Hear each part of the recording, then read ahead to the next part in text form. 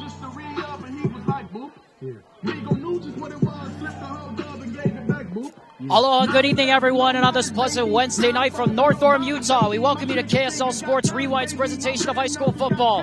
And our coverage of Timpanogos football is presented by Brett Brown Toyota Scion as we welcome you to the final week of the season. And tonight, it's the Timpanogos Timberwolves celebrating senior night as they welcome in undefeated Region 7 champion Stansbury.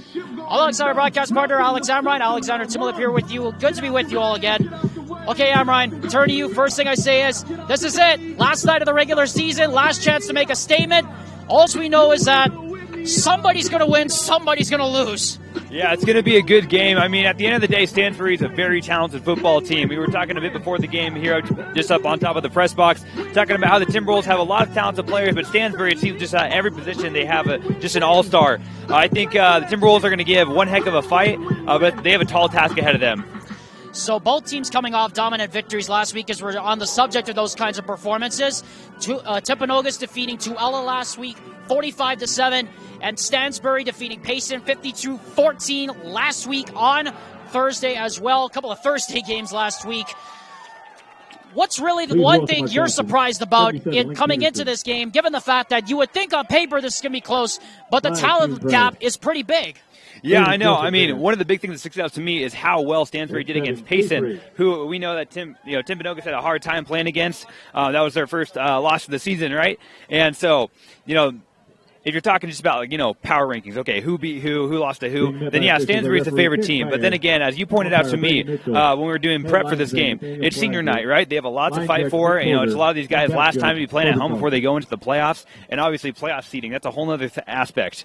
And so they're going to have a lot behind, just their plays tonight, and I'm excited to see what they have. So speaking of what's behind the plays tonight, let's take a look at the Heidemann & Associates Keys to the Game, presented by Heidemann & Associates, the full-service law firm that is committed to winning for their clients.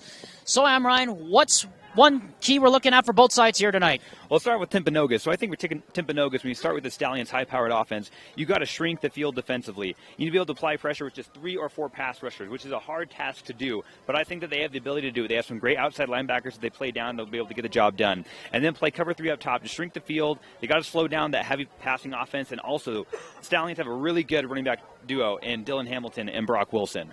And then going over to the other side of the ball, Stansbury, just distribute the ball quickly. It's kind of just like vice versa. The other thing that they got to do in order to counterattack what I think Timpanogos is going to try to do tonight. They're a high-tempo offense. They release the ball quickly. They toppled Payson last week, 52-14, totaling 510 yards offensively. Their team has outscored opponents on an average score of 52-13.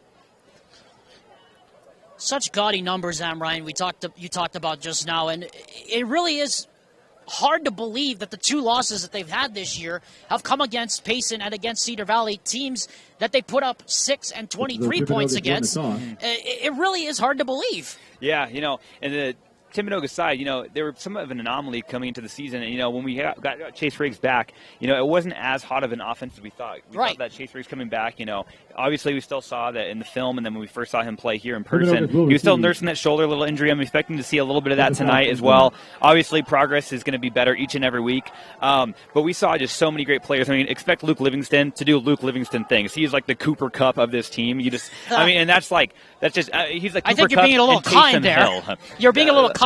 I said last time, he's a Swiss Army knife. He can just do all sorts of things, and so I'm excited to see what he has. I definitely see that they're going to depend upon him as well as their other receivers they have here, but they're going to need to get creative, not just rely on Luke Livingston the whole time. Of course, Stansbury comes into this game 9-0. Timpanogos will receive the kickoff, by the way. They won the toss. They'll get the football to kick off proceedings here this evening. Stansbury, as we said, won last week over Payson, 52-14. And they have a lot to prove coming into tonight. They're trying to get an undefeated regular season, something that, really has not been something we've heard about up the way in Tuella Valley the last couple of years. But the way they've been playing, the way they have so much talent this year, it's really not out of the question to think that this team might be able to go all the way to Rice Eccles Stadium in a couple weeks. Mm-hmm. And I'm so excited to see how everything's going to play out. Just watching the film on Stansbury is the first time I'm going to see them in person, actually. But I'm excited to see what they have to offer. Watching them play, sometimes it just looks like they're, a bunch of just grown men playing with other like little kids. You know, there's such a talent gap, right? Like we just mentioned. But I think that the Timberwolves will be able to put up a pretty good fight. I'm taking Stansbury to win this game, but do not expect the Timberwolves to go down without a fight, like I just said. Luke Danes is ready to kick off. The last chance we get to see these two teams before the playoffs. So we invite you to settle back in and watch as Dane sends us away, and the kickoff will be returnable for Tyler Miller. And Miller gets cleaned right at the 20-yard line, and that's where the Timberwolves will start on offense. And as we said, they have a really tall task going up against a really physical Stansbury front seven here tonight. Yeah, just something I saw just in film is just the sheer size, like the shoulders on these guys. These are just big dudes. And Timberwolves, you know, they've got some big guys too, but they're going to have to get creative. They're going to have to be elusive, rely on some of their speedy backs. And, you know, like right here, what I was expecting them to see is they got that screen package out. They have 4 receivers out to the left. Expect something there, maybe a little bit of trickery, possibly even a quarterback draw, like we know they like to do so much. First play of the game for Chase Riggs. He drops the pass and fires high, incomplete, off the fingertips of Luke Livingston, and that's not really a surprise to see them go to the well early on. No, right? Might as well go to your best option off the beat right there, and just a bit too much on that throw right there. He was open across the middle. You know, keep on going back to that. That's something that's going to be interesting if they attack the middle of the field. If they can do that, I think that they're going to be able to score some points. Riggs looks over to the sideline, gets an audible. 5 wide receivers in the set, second consecutive play. Riggs to pass, or rather hands off, throws, that's complete to Livingston, or that's Bretzing rather. Easton Bretzing making the catch for a gain of about a couple, and it'll be 3rd and about 7 to go. And you were just praising the Stallions' defensive line. I think that the Timberwolves are respecting their opponent just by showing how quickly they're willing to get this ball out just in these last 2 plays. 3rd down and 7 here from the 25, very early on here in this game. Stallions showing blitz with a 4-man front with an extra linebacker. They back off. Now they have 4 coming. Riggs throws live, and it's incomplete, but we have a flag at the line of scrimmage. And the way Riggs is applauding, I think this is probably going to be a penalty against the Stallions. And if it is, I suspect it's going to be somewhat of a hands to a holding, a defensive holding, one you rarely ever see called nowadays. But it's going to give them a first down. Yeah, I know. It must have been somewhere in the secondary right there. And I think that's a bit of a break for Chase Riggs. You know, going 0 for 3 is not the way you want to start this game, especially on senior night. You want to play at your tip-top performance when it's going to be, you know, your last game here. First down. Yeah, and there's the first. In fact, they called it a hands to the face penalty against the Stallions. So move the ball forward 10 yards, and that's a first down at the 35 now. Riggs looking, throws, that's complete. That's Graff, and Graff gets over the 40 to about the 43-yard line. He picks up about 8 on the play. The Baker. Yeah, and Chase Riggs, right after he released that ball, he got a little bit of a hit from behind, just a little bit of shove, a little more contact. I think he could have seen the ref for the passing call. As is their want, Austin Heaps' crew back to the line quickly. They'll come into the game 6-2, 4-2 in region play. Or 7-2 rather, 4-2 region play, all only the 3rd in region 7. Riggs, quick pass again, throws, that's complete to Bretzing, and Bretzing is knocked out of bounds close to midfield, and that is enough for the first non-penalty Timpanogos first down. 10:41 on the clock here in the first quarter. On this chilly Wednesday night, game time temperature around 70 degrees at kickoff. Wind, whatever there is from the back of us at about 5 miles an hour. Low temperature expected to dip all the way down into the 40s later on tonight in front of a late arriving Wednesday night crowd here at Timpanogos High. Watch Bretzing right here on a possible swing route out to the right. Play clock at 3. Now they get it off. Play action, throws, that is complete. And for a first down and more, Dash McCann into Stallion territory, out to the 35-yard line. That's more than enough for a first. Dash McCann. And you talked about attacking the middle of the field. Well, hold that thought. They'll get that to the line quickly.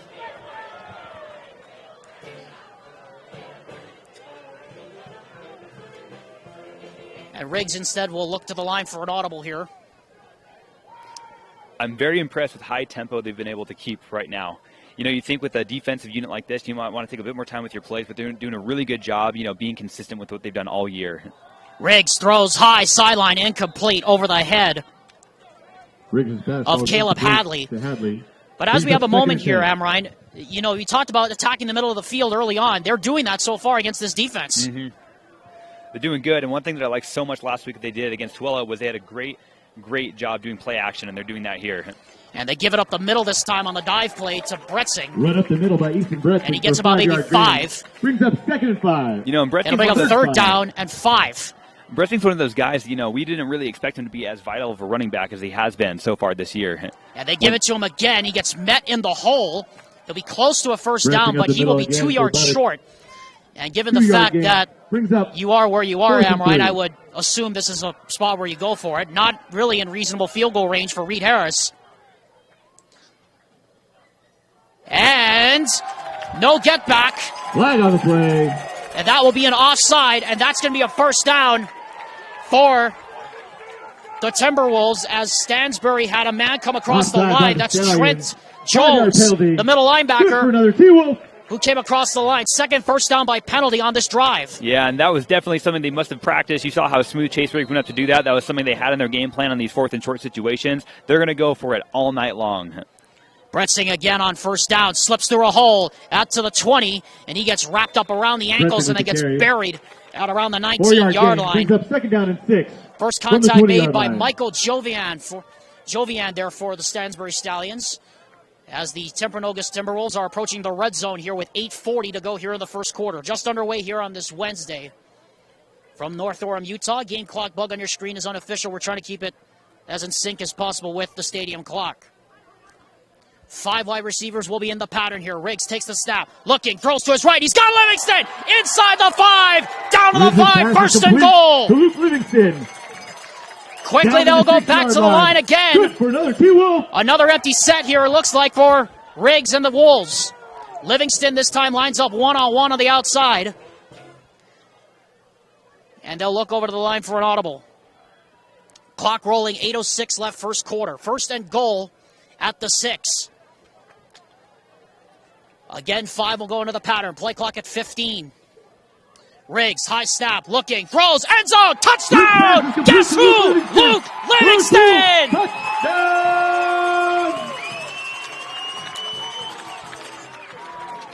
It's a tale as old as time. Number 2 into the end zone. And just like that, Timpanogos on top 6-0.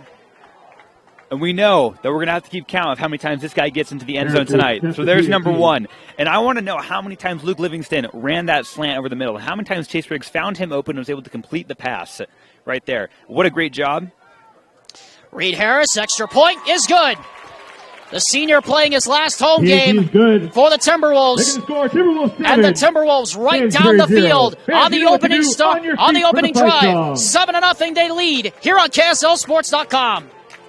At UCCU, we'll provide you with a low-rate line of credit that makes it easy.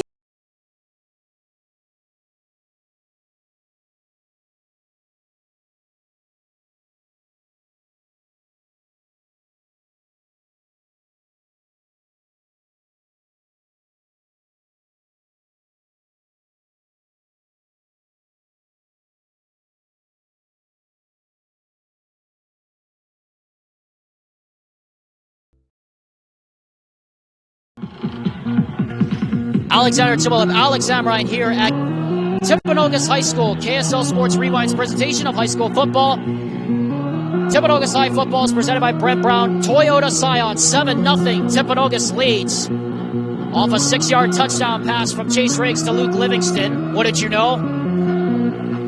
Reed Harris set to kick off.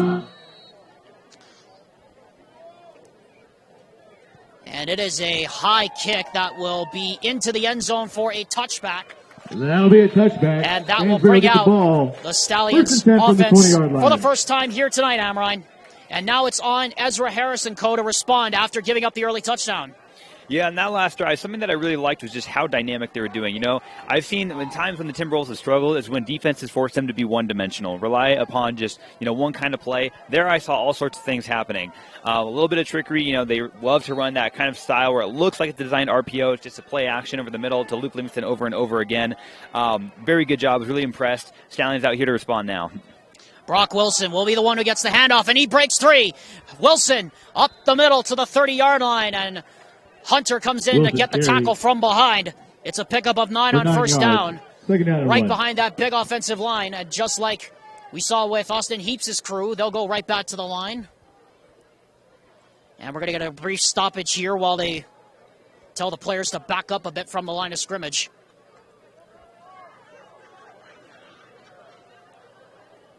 Wilson again on second down. Gets to the left side. He'll be close to the first down. He'll have it. And that will be a pickup of a yard, but that's enough to move the sticks for the Stallions. And we know what a high-powered, just running back duo they have. They rushed for over 300 yards last week, and that's something that, Timpanogos has kind of gotten exposed on defensively. We saw in the game. We have another stoppage right here. Yeah, somebody's equipment got left behind over on the 20. Somebody's hand warmer. Referee tried to throw it out to the sideline and didn't really do a good job of it. Yeah, valiant effort. Aye. He's no Chase Riggs. No! Or Ezra Harris, that's for sure, as we're trying to get the play clock reset. Harris. And we are going to get a stoppage as the play clock did not get reset. The official put his two hands up in the air, pumping to say 40 seconds on the play clock, and then everybody took off. Yes. So now we'll try it again. Some of the Stallions players visibly disappointed on that one because it looked like that was going to be a pretty good gain on the ground.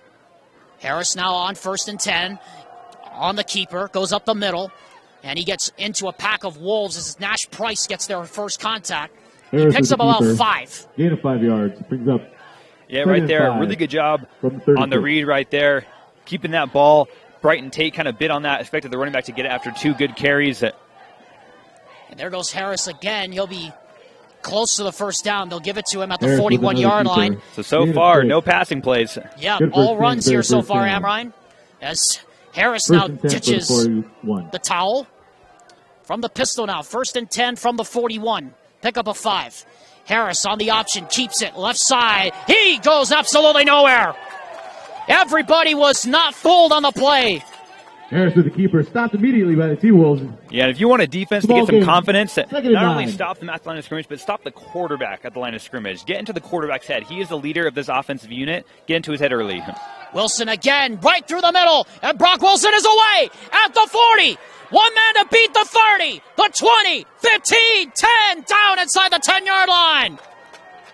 Boy, Brock Wilson showing you why he was good last week. There it is, another one right there. Yeah, Brock Wilson right there, a wide open hole. That's a hard one to miss right there, and just punches up left, trusts his receivers to make those blocks against the secondary. Able to take it in about to the 7-yard line to get another play right here. And it's Wilson again. He gets a couple down to the 5. Jax Yarachuk Wilson tackled on the play. Is the one who saved the touchdown. 2nd down now at the 5. 2nd and 6. They officially mark it at the 6. You would think this is Brock Wilson territory. Again, no pass play so far. No, this is their first one, and it's dropped. A good idea on the RPO, but it went right through the hands of Dylan Hamilton, and now it's 3rd down. Yeah, missed opportunity right there. Dylan Hamilton had it in his hands, unable to convert on that try. One thing that's, I think, is going to be interesting, they're spreading 4 receivers out right here, which really is, spreading out the secondary and the linebackers, leaving those big holes up the middle for Brock Wilson to run. And they're going to fake it to him. Harris in trouble now, throws to the end zone, nearly picked off. Yarachuk knocked down, incomplete. Yarachuk got his hands on it, and it's 4th down. What a play by Yarachuk. If it wasn't him, it was probably going to be a touchdown. But a great play by the backup corner, making a name for himself on the first drive. Yeah, that was a great job right there by Yarachuk, getting his hands up right there. So close to being an interception. We kind of held our breath right there, as did all the fans here at the stadium. If that ball had just a bit more touch on it, I think that this game would all be tied up at 7. Danes now from in close for a field goal, and it is right through the middle. Danes' field goal is good. And so, Taking the score, with 7-3 T-Wolves. with 5:43 officially on our clock here in the first quarter, 7-3 in favor of Timpanogos. Back after this word from Western Governors University. They said I have to take tests when they tell me to. They said my degree would cost a fortune. But I didn't have to listen to them. Because I have a university that listens to me. Tests on your time, courses on your time, graduate on your time. WGU, the University of You.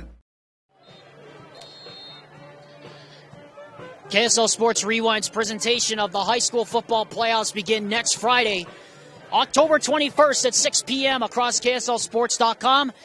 Check the high school streaming guide for the games that will be airing on our network. There's no better place to experience the UHSAA playoffs like KSL Sports Rewind. Again, that begins next Friday.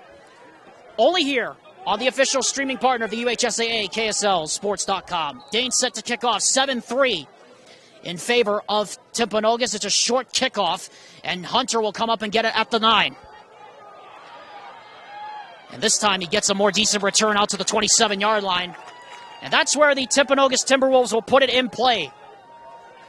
So something I'm expecting to see from the Stallions, after that first drive, I certainly wasn't expecting them, the Timberwolves to drive all the way down the field. And it was a long drive, too. It wasn't like, some of these drives we've seen in the past where they just have like one big play and they're able to punch it in the red zone. That was just, 4, 5, 6-yard gains time and time again. So many times to Luke Livingston, and not just him, but Brett Singh as well, and many others got some plays in there. I'm expecting them to perhaps, try a bit of man coverage. We saw some zone. That left some gaps open in the middle right there. As we get stacks right at the bottom of your screen, as you can see once more as they started off the last drive. And Livingston is the Wildcat in the gun. This is as his want. He takes the direct snap, and boy, did he get hit. Boy, he got a lick put on him there in the middle. The 30-yard line brings up That's 2nd and 8. Number 52 there for Stansbury. My goodness, Ezra Gleed was not letting him pass on that one. And he got maybe a couple. And he made sure he felt that. And something that's so impressive about Luke Livingston and why so many colleges are looking at him is his toughness. Riggs from the gun, 5 into the pattern. Quick pass up the sideline, looking for Livingston, and it's over his head and out of bounds. Good coverage there on the corner, one-on-one. Out of the corner there was Jackson Corbett, the senior. And Riggs right there trying to hit him on that little, over the shoulder right there. Sometimes that it comes down to just practice and knowing each other's tendencies right there. A little bit of a miscue right there. I don't think it was a terrible throw. But right now, big third down if they want to keep this momentum going. Very big third down. They had a first down via a penalty on a couple of their third downs. They're 0 for 2 so far, but they do have a first down via penalty on a third down. Riggs throws over the middle, passes incomplete, and there's no flag. Pretty good coverage there on the play by Dylan Hamilton, who plays both ways, and 3 and out for the Timberwolves. Yeah, we got some cries for the rest from the fans here for maybe a holding and pass interference. I think that was pretty clean right there. He just had that left round, playing his hips, get that hand right on front of him. I mean, that's textbook right there. And yeah, fortunately for Stansbury Stallions, they didn't have a hands to the face penalty because that really saved the Timberwolves in the last time. Reed Harris set to kick, the senior playing his last home game for the Timberwolves. Gets it away in the direction of Dylan Hamilton. It'll take a forward hop and go out of bounds at the 40-yard line. The market there at the 40, 30-yard punt, no return, net 30 for Reed Harris. KSL Sports Rewind's coverage of high school football is presented all season long by Western Governors University, where you can earn a 1-year MBA with WGU. They offer an education that is full of support, full of attention, and also affordable, online, and accredited. That's the power of the University of U. Alexander Timmel alongside Alex Amrine. 7-3 our score here with just halfway home here in the first quarter as Ezra Harris hands off to Brock Wilson, and he goes nowhere. Swarmed under by Brighton Tate & Co. right at the 40-yard line. He got maybe a fingernail. Yeah, set the tone for the drive right there. And, right there, it wasn't just one defensive lineman making a spin move to get through. I mean, that was probably 2 or 3 of them and stopped Brock Wilson right at the line of scrimmage. Almost got a false start right there. Almost got offside. Yeah, offsides rather. Excuse me. And again, Timpanogos exclusively playing with a 3-man front here. Wilson goes in motion, throw the middle, passes deflected and incomplete. What a play made by MJ Yosefo over the middle. Yeah, MJ Bring up Yosefo, we saw him third so much on down. the other side of the ball playing running back while Chase Riggs was injured and Luke Livingston was filling in for the quarterback Riggs. But MJ Yosefo, he's shown what a valuable piece is in the middle of the field for the Timberwolves right there. That one right there, just a little bit more, just tempo right there from the safety, and that could have been an easy tip drill. First third down on the opposite side of the field for Stansbury. 3rd down and 10. Wilson looking, throws over the middle. He's got a man. Wilson, goodbye. Hello, end zone, touchdown. Harrison's pass to Wilson for touchdown. That was some bread and butter right there. There is a flag down at the 36 or 37-yard line, but given where the flag is, Amrine, I probably think this is defensive holding, and this is going to stand. Yeah. Tage Lister was the one in coverage, but he got burned. And it is indeed Touchdown is good. a defensive, or it's a sideline warning, rather, against Stansbury, and that will allow the touchdown to stand. 3rd down touchdown for the Stallions, Amrine. What a throw that was, too, by Harris. Yeah, great throw right on the money. Led his receiver perfectly. Not terrible coverage by, the corner. Did get a flag on the play. But, that shows how tight he was playing, but just perfectly placed ball. Luke Daines knocks through the extra point, and with 4:14 to go, just like that, Stansbury goes up on Timpanogos 10-7. Or 10. T-Wolf 7. And something about that play, when you're trying to convert right there, a quarterback has a tendency to go through his progressions, look through the levels, and see which guy he wants to go through. Of course, you obviously want to go through a guy who's above the sticks to get that first down right there. But it looked like he kind of had a good idea of who he was going to go to as soon as that ball got into his hands off the snap. And sometimes I think quarterbacks can get in their own heads saying, okay, I have to make this throw. He was just calm, cool, collected. It just looked like a pre-game throw. Really well done. They obviously practiced that route over and over again. Just a little post over the middle. Great job right there to get the lead. Luke Daines set to kick off here. 10-7 is our score in favor of Stansbury. Alexander Timolip, Alex Amrine on this chilly Wednesday night here in North Orem, Utah. Tyler Hunter set to receive the kickoff.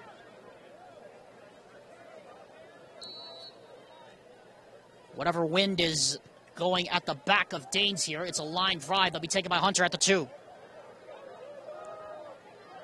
And Hunter breaks free. Kicker to beat.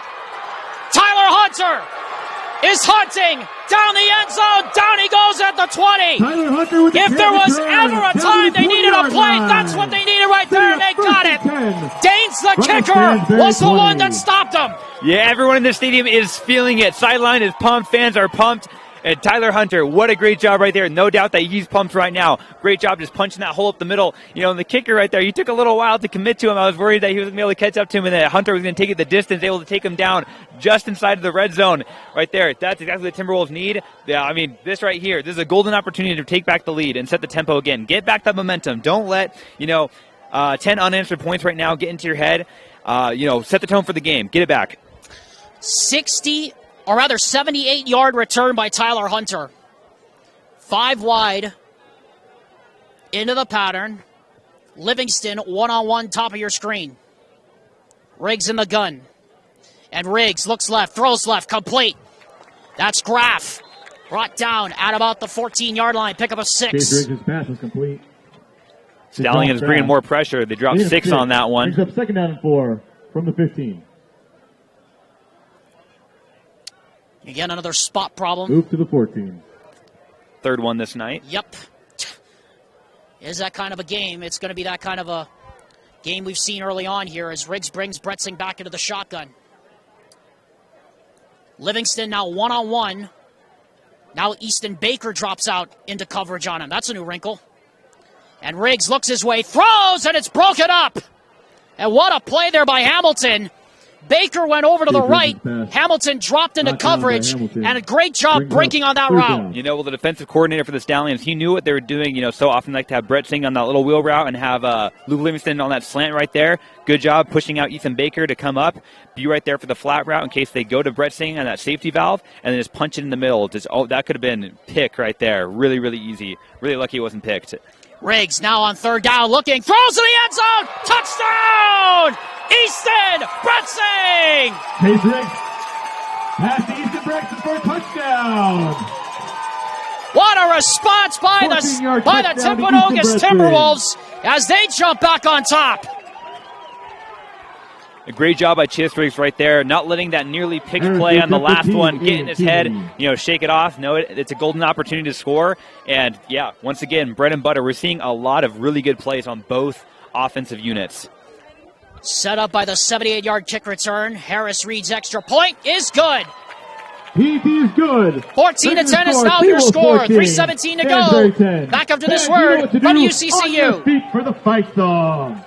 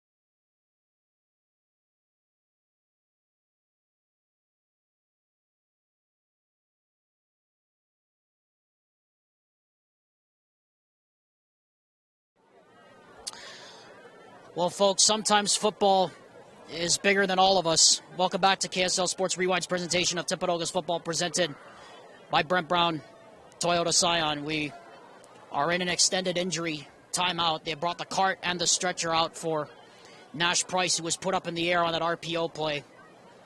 A very unfortunate scene unfolding before our very eyes here at Timpanogos High School. We will step aside, and we will be back when we are able to.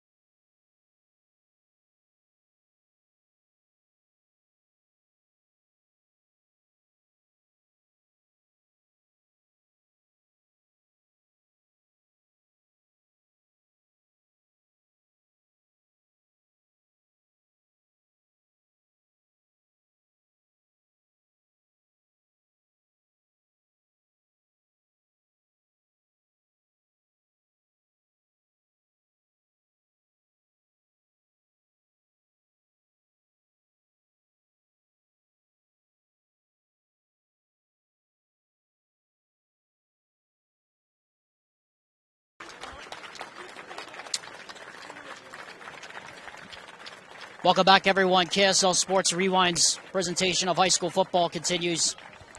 This is Timpanogos football. It was presented by Brent Brown, Toyota, Scion. You've just seen the ambulance on the field. Nash Price is being taken into the ambulance. MJ Yosefo, Chase Riggs, Luke Livingston out there, and some of his teammates. Alexander Timolip, Alex Amrine here. Amrine, this is the danger of playing the game, and unfortunately, this is the reality of what happens sometimes. Simply a sombering scene to see.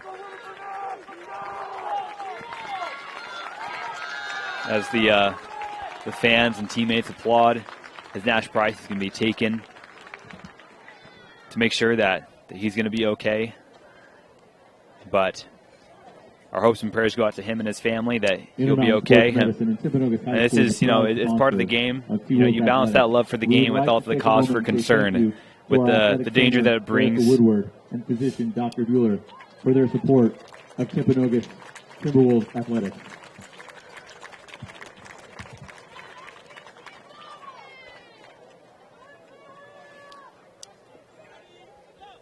There are still 38 seconds to play in the first quarter. All four drives here in the first quarter have ended in scores. But it's hard to get back to that, Amrine, without thinking about what just happened. That is a very We'd also like to say thank you. Sobering scene we've just seen here. Yeah, not only is Nash Price, such a vital piece of this defense, but, he's one of their teammates. He's one of their friends, classmate. And so, that's going to be weighing over the heads of all these Timberwolves players, as well as the players on the Stansbury side, It's always sombering to see a player playing in your position or in your sport go down like that with a scary injury. But, a lot of respect and prayer shown. We saw both teams gather together individually to say their prayers, wish the best of luck for him. Both teams now getting warmed up after that extended timeout as we were waiting for the medical staff to treat him and the ambulance to come over here. Yep, the city of Orem, first responders. The PA announcers just extended our thanks, and we want to extend our thanks to them and to Intermountain Sports Healthcare for taking care of all the athletes throughout this football season. Again, obviously, this is not what anybody wanted to see on this Wednesday night here in North Orem, Utah. They're going, as the teams will now go through a warm-up period to get back after what happened in just a few seconds. And if the Timberwolves already didn't have enough to win for right now, they're going to play for their buddy Nash. They certainly will. In case anybody missed what happened to Price, it was an RPO play, and it was one of those unfortunate situations where the linebacker got put up in the air, and the offensive lineman undercut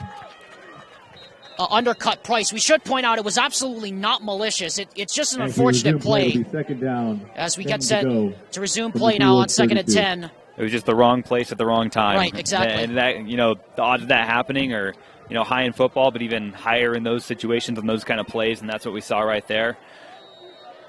Still got 3 quarters of football left, a lot of great things to play for. We're excited to be here for the rest of it. And it starts with a read option keeper by Harris, who no doubt is going to be watching his back. And Harris breaks free to the outside, and he gets all the way down to the 15-yard line. And that's enough for a first down with 29 left in the quarter. And I won't lie, I need to do a better job of listening until the whistle and watching until the whistle, because I saw him get wrapped up and I thought it was all done, and then he had a few more yards right there, put him in the red zone. It starts with a pass. That is complete. And getting taken down close to the marker is Jones. Pass complete to Jones. And it'll be second down and less than a yard now from about the 6-yard line. Or 7-yard line, second down. Empty set here on 2nd and goal. Hamilton comes in motion. The keeper is by Harris, and Harris breaks free into the secondary, and he gets the first down, but not by a whole lot. He gets down to about the 3-yard line, and that will likely do it for the first quarter. There's still 2 seconds officially left on our clock, and it will be 1st and goal for the Stansbury Stallions when we return from this break. An emotional and somewhat sobering first quarter comes to an end with the Timpanogos Timberwolves in front, 14-10. That's the end of the first quarter. For over 25 years, Salt Lake Running Company has helped people of all ages and levels find the gear they need to start their fitness journey. From a free custom shoe fit analysis to a premium assortment of footwear and workout essentials, SLRC is a top 10 run shop in America. Locally owned, locally operated at 5 locations along the Wasatch Front, SLRC is there to help you gear up and get out. Visit a store near you or shop online at slrc.com. KSL Sports Rewind's presentation of Timpanogos football, presented by Brent Brown Toyota Scion, continues. Alexander Timlip, Alex Amrine here at Timpanogos High School. Start of the second quarter. Like all four of our scoring drives, soccer team, coached by Robin Bretzing, have ended in scores. Mariah Brady and Summer Christensen. The team finished the season 11-1 and took home the region title for a second year in a row. The Stansbury Stallions are threatening inside the 5. Number 3 East tomorrow in the quarterfinals at 4 this has been p.m. one heck of a game. I think that we are in shootout mode right now. And off goes to Wilson, and he's in. Touchdown. Goes in practically untouched right there. Good job. Unmolested, really. Touchdown. And 5 drives, 5 scores for both teams, and now it is 16-14, just underway here in the second quarter, and now Danes will come in to kick the extra point. Good snap, good hold. The kick is blocked, and no good. PAT is blocked. Brighton Tate was there, but I believe it was Tage Litster who got his fingers on it, and it remains a 2-point game. Tage Litzer, we've seen him make some pretty good plays on the defensive side of the ball, showing up on the special teams unit right there, and keeps that a 2-point game, which keeps things interesting. Expect that missed extra point. With the game this close, that could very easily become a big deal late in the fourth quarter. It certainly could, Amron. I mean, 5 scoring drives on all 5 drives so far, and given the fact that, we expected this coming in, a shootout, points come at a premium in these kind of situations. Yeah, it comes into one of the situations it's going to change the whole game plan for Stansbury, or very could well change their game plan. And also for the Timberwolves, at this point, if the game were to, we're in the fourth quarter, field goal would win it, right? And so it's all the scenarios that are possible. Expect Stansbury to get into the end zone. They probably will, based on the rate these offenses are going at each other. Expect a 2-point conversion attempt. Luke Dane set to kick off from the 40. 11:55 officially on our clock here in the first half. 16-14 Stansbury. It's a short kick toward that end zone, and coming up to get it is McCann. McCann gets out to the 10, 15, 20. Penalty flag goes down. And he gets tagged right about the 15-yard line, but where the flag's tossed about the 18-yard line, I suspect it's going to be a holding. Flag on the play. Or a block in the back. That's what you see so commonly. You really do. It's not really a terrible surprise anymore to see something like that. It's one of those things that the special teams coaches and those units, need to be coached on so well, because it's just such an instinct when you're trying to block for your guy, just get the other opposing players to the ground. Easy way to do that. Hey, give them a little push while they're not looking, but that's going to get called 9 times out of 10. Got called right there. And this will be interesting now. It looks like it was actually called on the return team. So it was a bit of a holding call right there. 1st and 10. Actually, it's a blindside block, so that's a blindside block. Blindside block, which is even worse because it backs it up to the 8-yard line. Yeah, and this is going to be the first time that Timberwolves defense takes the field since we saw, or the offense, excuse me, take the field since Nash Price's injury late in the first quarter. So we'll see how motivated they are coming off of that, and how motivated they are to get back this lead. They'll go 5 wide on 1st down and 10 from inside their own 10-yard line. Easton Baker lines up in the slot. One-on-one coverage on the near side. And Riggs looking, throws out that way. That's Bretzing wide open. And getting him down is Baker at the 30-yard line. Well, we have this saying in Hawaii that June would throw from the goal line. There it is. And right there, They've been having Brett Singh run those little out routes all night long. That time they ran an out route, but it's designed as an out and up, and it worked perfectly right there. He was looking in the whole way. Perfectly placed ball. Great job right there for a big gain. Right over the top of Easton Baker, the 4-star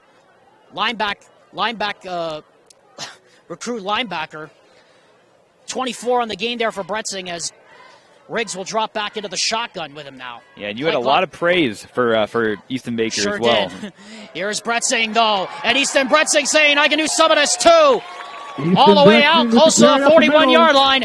Another first down on a pickup of 10. For another T-Wolf. 5 wide into the pattern again. Luke Livingston lines up bottom of your screen against Hamilton, who by far and away is probably Stansbury's best cover corner, and now they'll switch. And it looks like they're in man. One safety back over the top for Chase Riggs, who's got a man open. That's Livingston, back shoulder, and Livingston is free. Goodbye. Touchdown. Luke Livingston, touchdown.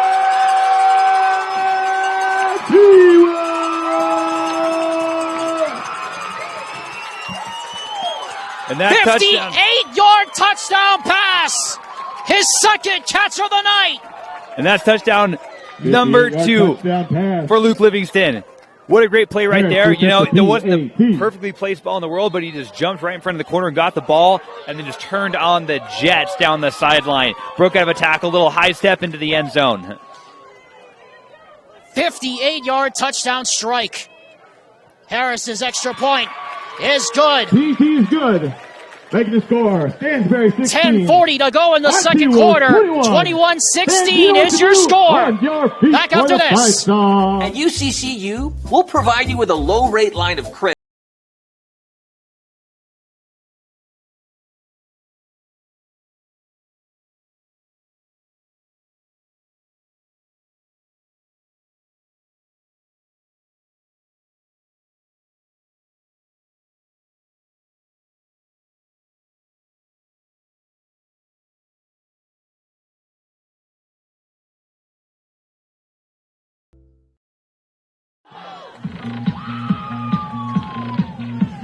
(21-16) is your score. Alexander Timop alongside Alex Amrine for KSL Sports Rewind's presentation of Timpanogos football, presented by Brent Brown Toyota Scion. Luke Livingston with his second touchdown catch of the night.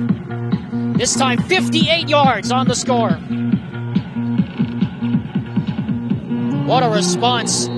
So 6 scoring drives, 6 scores. As Harris kicks off into the corner, it will be returnable for Wilson. Wilson to the 20, and didn't make the 20, brought down to the 14-yard line. Jose Reyes, the senior, brought him down.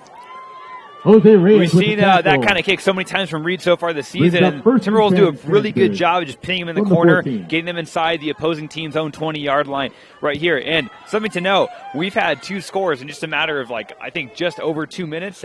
And so I said, hey, expect a shootout. We're in shootout mode, and I think we're starting to see it now. 6 drives, all ending in scores, and we've had 2 scores in the first 2 minutes, as Amrine said, of the first part of the second quarter. Harris now fakes the pitch, runs up the middle, and he gets about maybe 3. Harris with the keeper up the middle. Rocked down around the ankles there by Joe Vance. 3. Brings up 2nd down and 7 from the 18-yard line. Harris now empty set on 2nd down and 7. Low snap, looks over the middle, throws, that's complete. That's Wilson, and Wilson could be away. Breaks a couple of tackles. Being chased from behind. He finally gets brought down in midfield. Wilson with the reception. Brock Wilson. Good gravy, man. Line. He was running and gunning on that play. People cannot take him down. I love that last little spin move just to get a few extra yards. I mean, he's going to fight for each and every yard that he can get right there. 1st and 10 now from the 49. Harris looking, throws, Wilson again, down the middle on the post, inside the 30. Harris's pass complete to Wilson. Why not go back to him? Why not go back to him? They've been going to him almost every play exclusively tonight. The same way they've gone to Livingston on the other side all night. 1st and 10 now from the 27. Approach the play. Harris is going to have to eat it, and he gets sacked. Harris with the keeper. Hunter there, along with some friends. Yeah, right there. And the Timberwolves have done a decent job, getting in the backfield, getting some tackles for loss. But it's just some of these big plays, is keeping this Stansbury offense on its feet. 4 plays of 20-plus yards on this drive alone. Harris, quick pass. That is complete on the edge. That's Hamilton. Hamilton gets outside, inside the 15, and down to the 14-yard line. Lister finally knocked him down, but not before he picked up another 14 yards. And the sideline wishing for a hold call. I don't agree with that one right there. I think the refs made the right decision. No hold call on that wide receiver block. 17-yard line now, 1st and 10. All the drives have been into the red zone at some point. Here's Wilson up the middle, and he gets wrestled on the turf after a gain of about 5. So something to note for this Stansbury defense. This is the most points that they've allowed so far this season, with the exception of Skyline earlier in the season, played up in Idaho Falls. The score of that game, 68-42. The only other game that's allowed another team to score as many points, I think it's taken down within the 5, and there's a late flag, was Ridgeline earlier in the season, back in August. Yeah, a couple of them, Amrine. You saw the flags come out, and I suspect this is coming back. It was thrown from the umpire, and so generally where there's an umpire throwing the flag, that's normally where you see holding. Mm-hmm. Just a bit here on Luke Livingston. His father Spencer here is in the crowd, of course, tonight, or watching from home somewhere along the way. This is ridiculous. I mean, he had 28 touchdowns total coming into this game, and he now has 30, Amrine. He has 2 tonight, and he has 177 yards average receiving. That's number 1 in the entire state. And I bet you he's already at 100 yards right now. Mm-hmm. No, he's truly an incredible player, just a sight to behold. I mentioned earlier, there's a reason why so many college teams are interested in this young man. 2nd down and 4. Wilson up the middle. Touchdown. Wilson up the middle. Touchdown, Stansbury. Brock Wilson into the end zone, and now Stansbury answers back in a hurry. Brock Wilson, that's not the first time he's gotten into the end zone so far tonight. And right there, I think that's something that separates good running backs to great running backs, is them fighting for each and every yard. We've seen that so far tonight, but on that one right there, he had that last little roll, just rolled on top of the Timberwolves defender and into the end zone for the score. So now, because of the blocked extra point earlier, the Stallions will go for 2. Yeah, try to make this a 3-point game. Exactly, try to make it a 3-point game here. Play clock is down to 9. Play clock down to 3. They just got it off. Harris rolling, throws into the back of the end zone, and that was way overthrown. Hamilton was well covered by Tyler Hunter. And so the Stansbury Stallions get 6, but they don't get the 8. Yeah, right there on the 2-point conversion, they had a designed QB rollout to the right there. Had 2 guys that were lined up on the outside, run little ins to create some space for the guy running that post corner. Overthrown right there, but good coverage by the Timberwolves. Everyone was on their guy pretty good. I think even if that ball was close, that would have been an incomplete pass due to the defensive coverage. Behind the West bleachers. KSL Sports Rewind's presentation of high school football is presented all season long by Western Governors University, where you can earn a 1-year MBA with them, and they offer an education that is attainable, affordable, and full of support. KSL Sports Rewind is proud to have WGU as the sponsor of high school football. Grab yourself a hot dog, cheeseburger, shaved ice, whatever you're looking for. 8:47 to go here in the first half. 22-21 in favor of Stansbury. 7 drives, 7 scores, no punts. Luke Daines kicks off. It's a line drive kick that will hop and will be taken on the run by Hunter. And Hunter gets nailed right at the 20-yard line, and there's a flag. And I don't know about that one, Amrine. I thought there was a clean hit there with the shoulder, but apparently the official said not. Yeah, and, that's one of the things that's hard with, refs being, trying to call those head-to-head injuries, anything above the neck. Sometimes you just get kind of, I don't know if oversensitive is the right word, but, they're so prone to call those right there. But, there wasn't a head lowered. You didn't drop the shoulder right there. It kind of just looked like, their heads just collided. I think that was as much on the returner as it was the one who took him down. Alex Giovian was the one who took down Tyler Hunter. And it just looked like shoulder-to-shoulder contact. I don't know if that was really a targeting to me. But I guess from our angle, we can't really definitively say if it was a target or not. Yeah, if that was one of those that's reviewable, I think that's one of the... That would be one they would be overturning, that one. Yeah, exactly. Yep. So from the 35 now, Livingston on the backwards screen, and that didn't fool anybody on that Stansbury defense. They were ready for that one. Livingston with the carry. You know, we've seen some design plays where they'll have Livingston come up on like what looks like a bubble screen, and we'll actually get a bit of a double play. And so I was kind of, seeing, are they going to pull that rabbit out of the hat that early right there? But that one just a simple bubble screen. 2nd down, 12 now from the 33. Livingston lost 2 on the play. Again, 5 wide into the pattern, as we've seen most of the night here so far. They show blitz, and they come with it. Riggs throws right side, and that is incomplete. Wide of the intended receiver, Dash McCann. Baker putting the pressure on Riggs there. Yeah, tough right there for Riggs when he's got all that pressure right in his face to make an accurate throw, especially to the outside right there. Sometimes that can get a little risky, too, if you're not sure how tight the coverage is right there. But, he knew that the secondary was playing off his guy, so he just needed to kind of put it in the general vicinity, just a bit out of the reach of his receiver right there to set up 3rd down. 8 minutes even to go officially here in the quarter. 3rd down and 12 down from the 33. Longest 3rd down that Timpanogos has faced thus far tonight. Riggs, 4-man rush. Good protection. Rolls out of the pocket. Still got time. Finding Livingston. Cannot get it there with enough mustard on it. Hamilton was in coverage. And it's 4th down, and that will be the first punt we see tonight from either side. Yeah, we saw that first drive where a hands to the face penalty extended that first drive for the Timberwolves, which resulted in the first score of the game and the touchdown. That right there, I was expecting to see, like you said, a bit more mustard on that ball. He had time to throw right there. He was out all by himself, just short for Luke Livingston, who did everything he could to try and make that catch. Reed Harris now to punt it away. Actually, this is his 2nd punt of the game. It's with the wind, and it's a good one. End-over-end line drive. That'll be taken by Hamilton at the 30. He breaks a tackle. Got his hands around the hog-tied around the nameplate, but no flag. I was wondering, didn't really look like there was enough contact to generate a horse collar. Yeah, I think he had his hand there, but there wasn't enough, tugging. He didn't really take him down with the back of his jersey right there to Brighton Tate call for a flag. Brighton Tate's the one who brought him down with 7:41 to go here in the quarter. So all our drives except 2 have ended in touchdowns or field goals here so far. And what the Stansbury defense is thinking right now, you're thinking offense. Come on, we got these guys off the field. Come on, get us some points. Make it worth our while right here. We did our jobs. You guys do yours. As Trent Jones shoes his hand warmer behind the play. Harris, quick pass. That's complete. That's Hamilton. Hamilton to the secondary. He's still going. And Lister finally yanks him down from behind.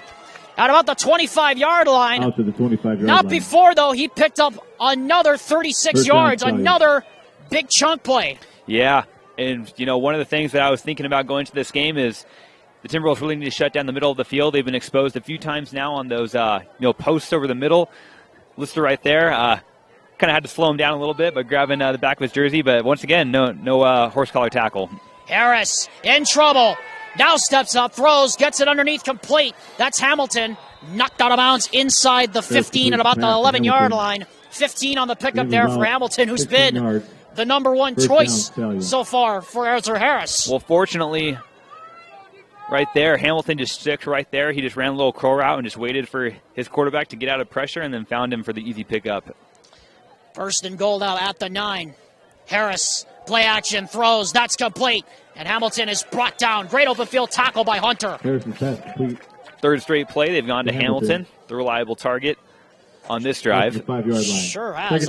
Talk about a reliable target. He's had most of the catches here so far. He also has 2 receiving touchdowns so far. Ezra Harris has thrown 3 for the Stallions. Harris dropped the snap, and it's going to have to eat it.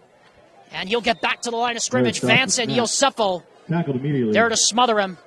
And once again, we'll bring up 3rd down. And that's the second time we've seen a botched snap for the Stallions in that play. But fortunately, both times been able to recover, keep these drives going. That would have been really unfortunate if they were to lose the ball at the 5-yard line. 3rd down and goal at the 5.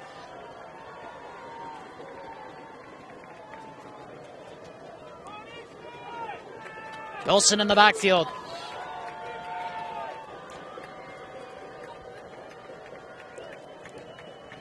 Harris, play action, sprint out, throws, complete, Jones!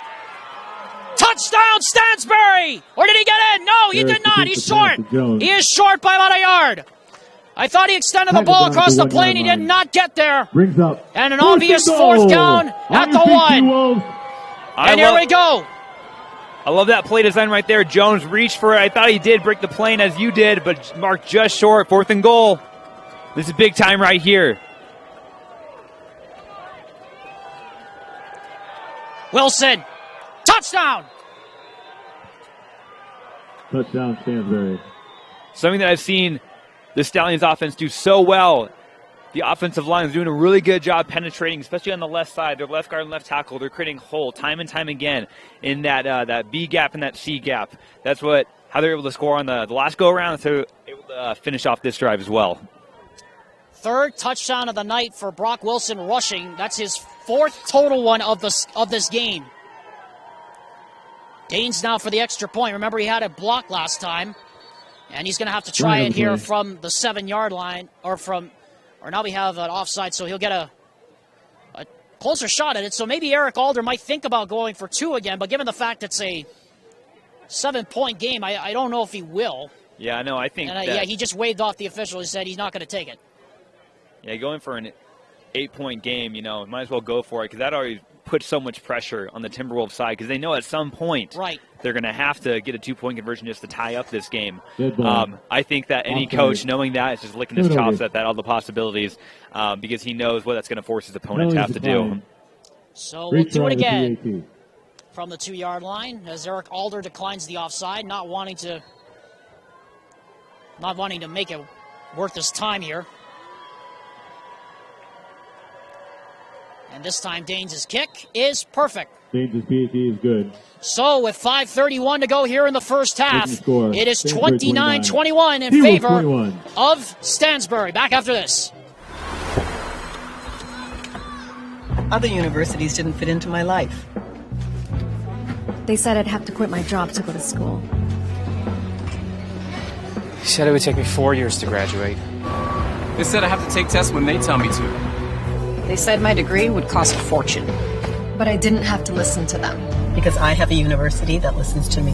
Tests on your time. Courses on your time. Graduate on your time. WGU, the University of You. To all our staff workers out there. KSL Sports Rewind's presentation of high school football continues. 29-21. Stansbury has scored 13 unanswered here in the last 6 minutes or so. And they lead by 8 now late here in the first half. Alexander Timolip, Alex Amrine for KSL Sports Rewind's presentation of high school football. Timpanogos football presented by Brent Brown, Toyota Scion. On this chilly night from North Orem, Utah. Luke Danes is set to kick off, and he does so with a short poocher that is taken by Hunter at the 4. And Hunter runs into his own man and tries to step out of a couple of tackles, and now he's going to get run over. Hunter out about the 18-yard line. Out about the 18-yard Hunter line. After taking a head-to-head injury, or a head-to-head hit, on that last kickoff return. I think it took about 4 or 5 hits for him to finally come down. And something that you mentioned as we were coming out of the break, that you said 16 unanswered points now. To start off the game after the Timberwolves, got up, then it was 10 unanswered points. And so they're kind of getting this rhythm of, scoring, and then they kind of stall a little bit. And in that moment where they stall, their defense seems to struggle a little bit as well. So with the Timberwolves, they're going to want to take advantage right here, hopefully keep that kind of that rhythm going, that pattern, right? Get the lead back right here, as of course they'll need a touchdown as well as a 2-point conversion just to tie the game. Still a lot of time, though, left, Amrine, as Riggs looking throws to the right. That's complete to Livingston. Oh, we almost got out of that one. Brought down by Hamilton. And if Hamilton doesn't get him around the shoelaces, he's probably still running. As we get late into this first half, 2nd down and 2 now from the 18. Livingston has 2 touchdowns receiving tonight. And Easton Bretzing has the other one for Timpanogos. Under 5 minutes to go here in the quarter. What an offensive explosion we have expected and seen here from both sides. From the 27, Livingston looked over the middle throw that is incomplete as it's knocked down there by Hamilton. Livingston brings up. Yeah, that is 3rd down and short. That was pretty tight coverage played on Luke Livingston right there. They also had linebacker playing over the middle right there. I'm surprised that he didn't get a hand on it, but the defensive back in coverage was on Luke Livingston pretty tightly. Riggs trying to draw the Stallions offside. This time they don't bite. And so he'll drop back into the traditional shotgun.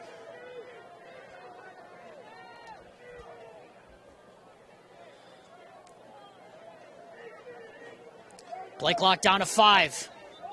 And now Austin Heaps will take a timeout, and we will do so as well. Timeout, T-Wolves. Big third down coming up for the Timpanogos Timberwolves. We'll be back after this word from Brent Brown Toyota Scion from UCCU.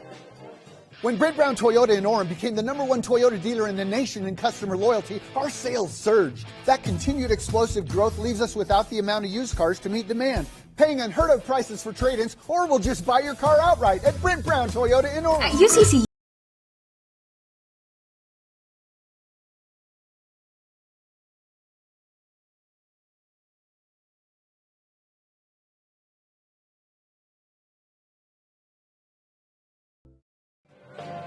Welcome back to North Orem, Utah. KSL Sports Rewind's presentation of high school football continues next Friday as the UHSAA playoffs get underway. Check the KSLSports.com website for the high school streaming guide for which game to watch on our network.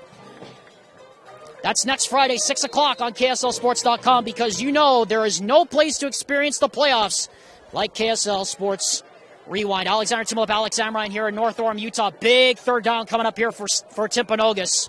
Down by 8 late in the first half. Looks like they're going to bring some pressure. And they are bringing it. And it's Riggs up the middle. He did not get there. What a hit. Quarterback kicker up the middle. In the hole. Brings up 4th down. As it was Luke Daines who came up and drilled him. And now big time decision here for Austin Heaps. And they're going for it, Amrine. Yeah, and that's tough right there. Chase Riggs, showed his toughness, dropping his shoulder down there. I don't believe that was the shoulder that he had injured, but, still, that's one of those things that just shows his mental toughness. He's not afraid to put himself on the line coming off of an injury just a few weeks ago. Huge 4th down. Huge 4th down. Big risk being taken here by Austin Heaps. I'm honestly kind of surprised. McCann goes in motion, and now they're not even going to get it off.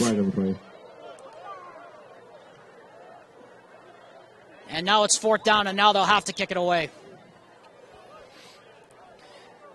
False start on the T-Wolves. 5-yard penalty. So something right there. I think the confusion on this drive all started right before we had that timeout taken by Coach Austin Heaps. What I saw was number 9, Josh Graff, wide receiver. It looks like he was trying to communicate something to quarterback Chase Riggs. Something about the coverage, something they could exploit. And so Chase Riggs looking to the sideline. The play clock was winding down in 4 seconds. And so Coach Heaps just called for the timeout right there. Wow, and Reed Harris got into one as Hamilton has to make the fair catch and does. Fair catch by at Hamilton. The 34-yard line. What a kick there by Reed, the senior playing his last home game. 44-yard punt and no return. And now here comes the Stansbury offense, who has just absolutely been on fire the last couple of drives. They've been great right now. That's manna from heaven. The defense finally able to get a stop. They're going to want to go out there and increase their lead, make this a 2-score game, not just an 8-point lead here. I would expect them to go back to Hamilton. They saw how much success he brought, or just running back Brock Wilson. Those are 2 guys that we're going to need to keep an eye on this drive. They might even give it to Brock Hamilton to kind of open up the play action game. And remember, Stansbury gets the ball to start the second half. Play clock down to 5. Daines goes in motion. Harris looking, plenty of time. Got a man wide open. And that's Wilson down inside the 25. There's his pass to beat out to Wilson. Beat Yarachuk one-on-one on the sideline, and what a throw and catch. Good job right there. He had led his receiver a bit more. He's going all the way for pay dirt. Brock Wilson is just from another planet right now. What a first half he has had for the Stallions. Harris, play action throw. That's complete. A flag goes down. Hamilton's in the end zone for a touchdown. But given the fact the flag came from the umpire, it is coming back. Mm-hmm. We could have an illegal man downfield against the Stallions or a holding, and based on the fact it came from the umpire, it looks like they're going to call a holding, I think. Yeah, offense already moving back. Yep. Oh, well, my previous hunch was right. It is an eligible man down the field. It's kind of funny how you can always kind of just suspect something. Like the offensive line looks a bit further downfield than you. Yeah, the RPO is always the one you have to run the risk of because you cannot be more than 5 yards down the field in high school football and college football. That's the risk you run with those RPO plays. And now here's a handoff to Daines in the middle, and Daines goes absolutely nowhere. MJ Yosefo, my goodness. Daines with the keeper. You cannot do that. I know the fans don't like it, but that's the right call. I saw Yosefo kind of winding up the running back before he released him, and I was waiting for that flag to get thrown. That's something that we saw a lot just over the weekend in the NFL. When we saw players like Patrick Mahomes, Derek Carr, Tom Brady get taken down. Not super hard hits, but something that they're trying to be so much more aware of. I guess even at a high school level, right? They want that extracurricular activity to be cut down as much as possible. And that right there, clearly a foul on Yosefo. Yeah, that's not something that's going to make Austin Heaps very happy. I can tell you that for sure. On one of his most experienced players, too. Yeah. A true leader on this defensive unit. Exactly. MJ Yosefo, one of the captains.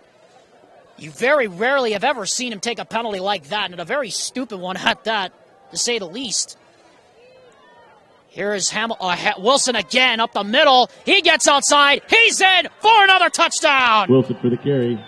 Touchdown, Stansbury. Just walked right into the end zone off the highway.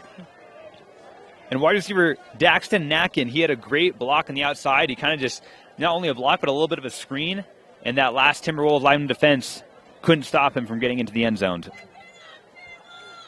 35-21 as the Stansbury Stallions have now answered with 19 unanswered points after being down to start the second quarter. Good snap, good hold, and the kick is good from Luke Daines. And with 3:04 left in the first half, 36-21 in favor of Stansbury. Back after this. At UCCU, we'll provide you with a low-rate line of credit that makes it easy to access.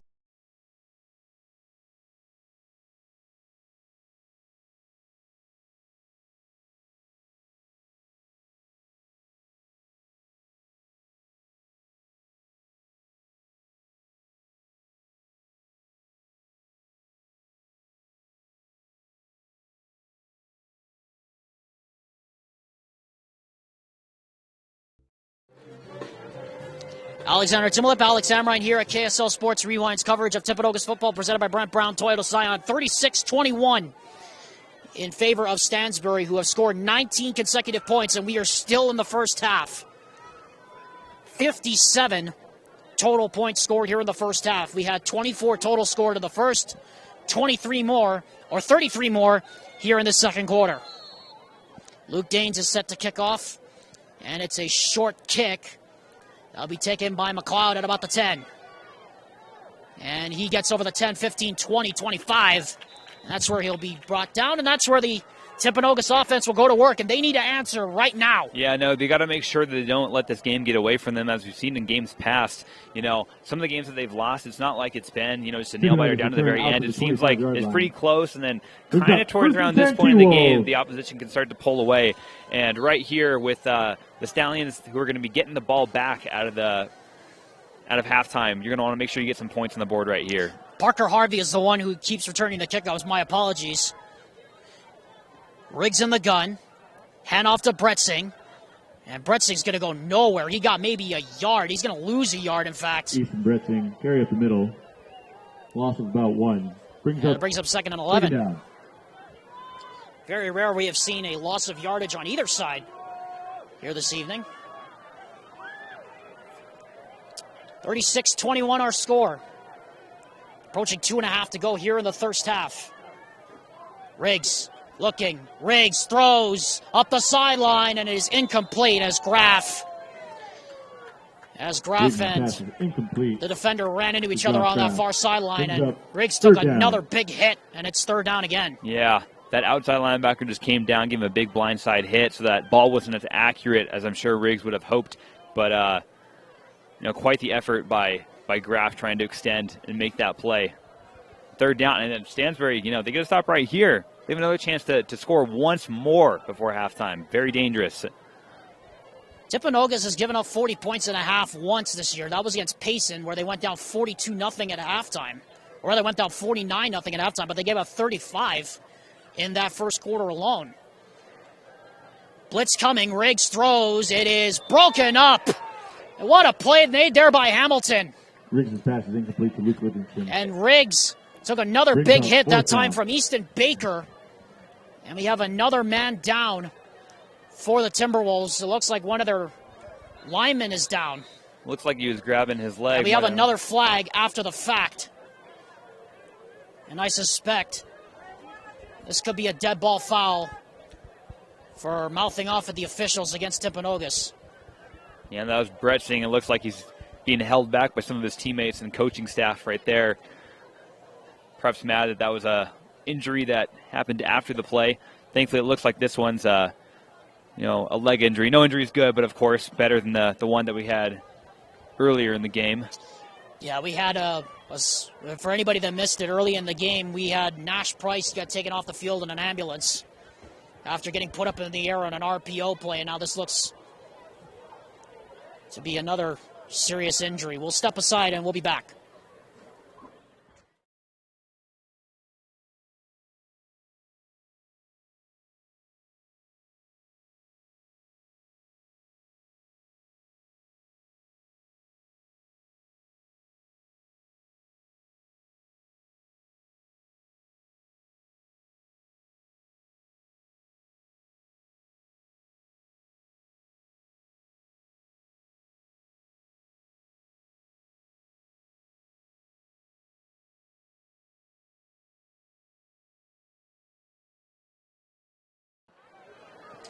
KSL Sports Rewind's presentation of high school football continues. Alexander Timulip and Alex Amrine here at Timpanogos High School had an injury timeout. And while that was happening, Easton Bretson got flagged for mouthing off at the officials. Frustration beginning to set in for the Timberwolves, who haven't scored in almost 10 minutes. In this game, that can feel like an eternity, given the fact that the Stallions have scored 20 straight since being down 21-16. Yeah, with an opportunity to extend this lead even more before half. Reed's going to need to have one heck of a punt in order to give the defense a chance just to keep the Stallions out of scoring position for the half. You have yet another flag. Flag on the play. Somebody flinched on the kicking team. Everything coming unraveled here for Timpanogos late in this first half. False start. T-Wolves. 5-yard penalty. Still fourth down.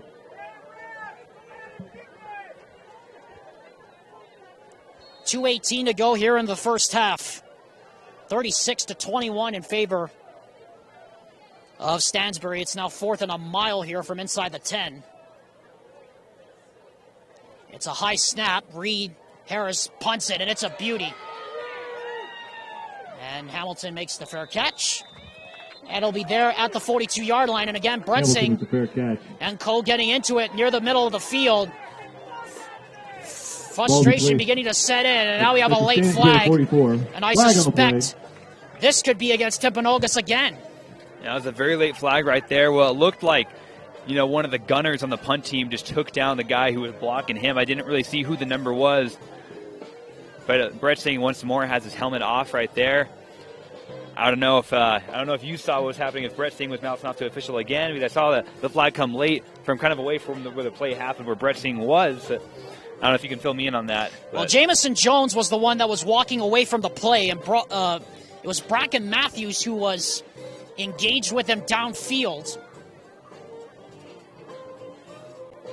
And in fact, it's going to be against Bracken Matthews on the Stallions for unnecessary roughness. Yeah, I saw a little bit of a shove after the fact. I think the refs missed what kind of initiated that shove, but sometimes when it comes to that extracurricular activity, as we talked about, it just comes down to what the ref actually ends up seeing first. It's always the second guy that gets flagged. We always say that. It's always the second person that gets flagged, and so it'll back it up. It'll be a 15-yard penalty inside the 30, spot. which is Stansbury first down and 10. Which is really of little consequence at this point, given the fact that Stansbury's offense is like a rolling locomotive. I was about to say, it's like, oh, well, it's just more stats to pad, right? Yes, just delaying the inevitable, really. Anyway, Harris Drops the pass, looking, throws. He's got Wilson, and he's got him again. Inside the 40, down to the 39-yard line. Tage Lister is being toyed with back and forth on both sides of the ball.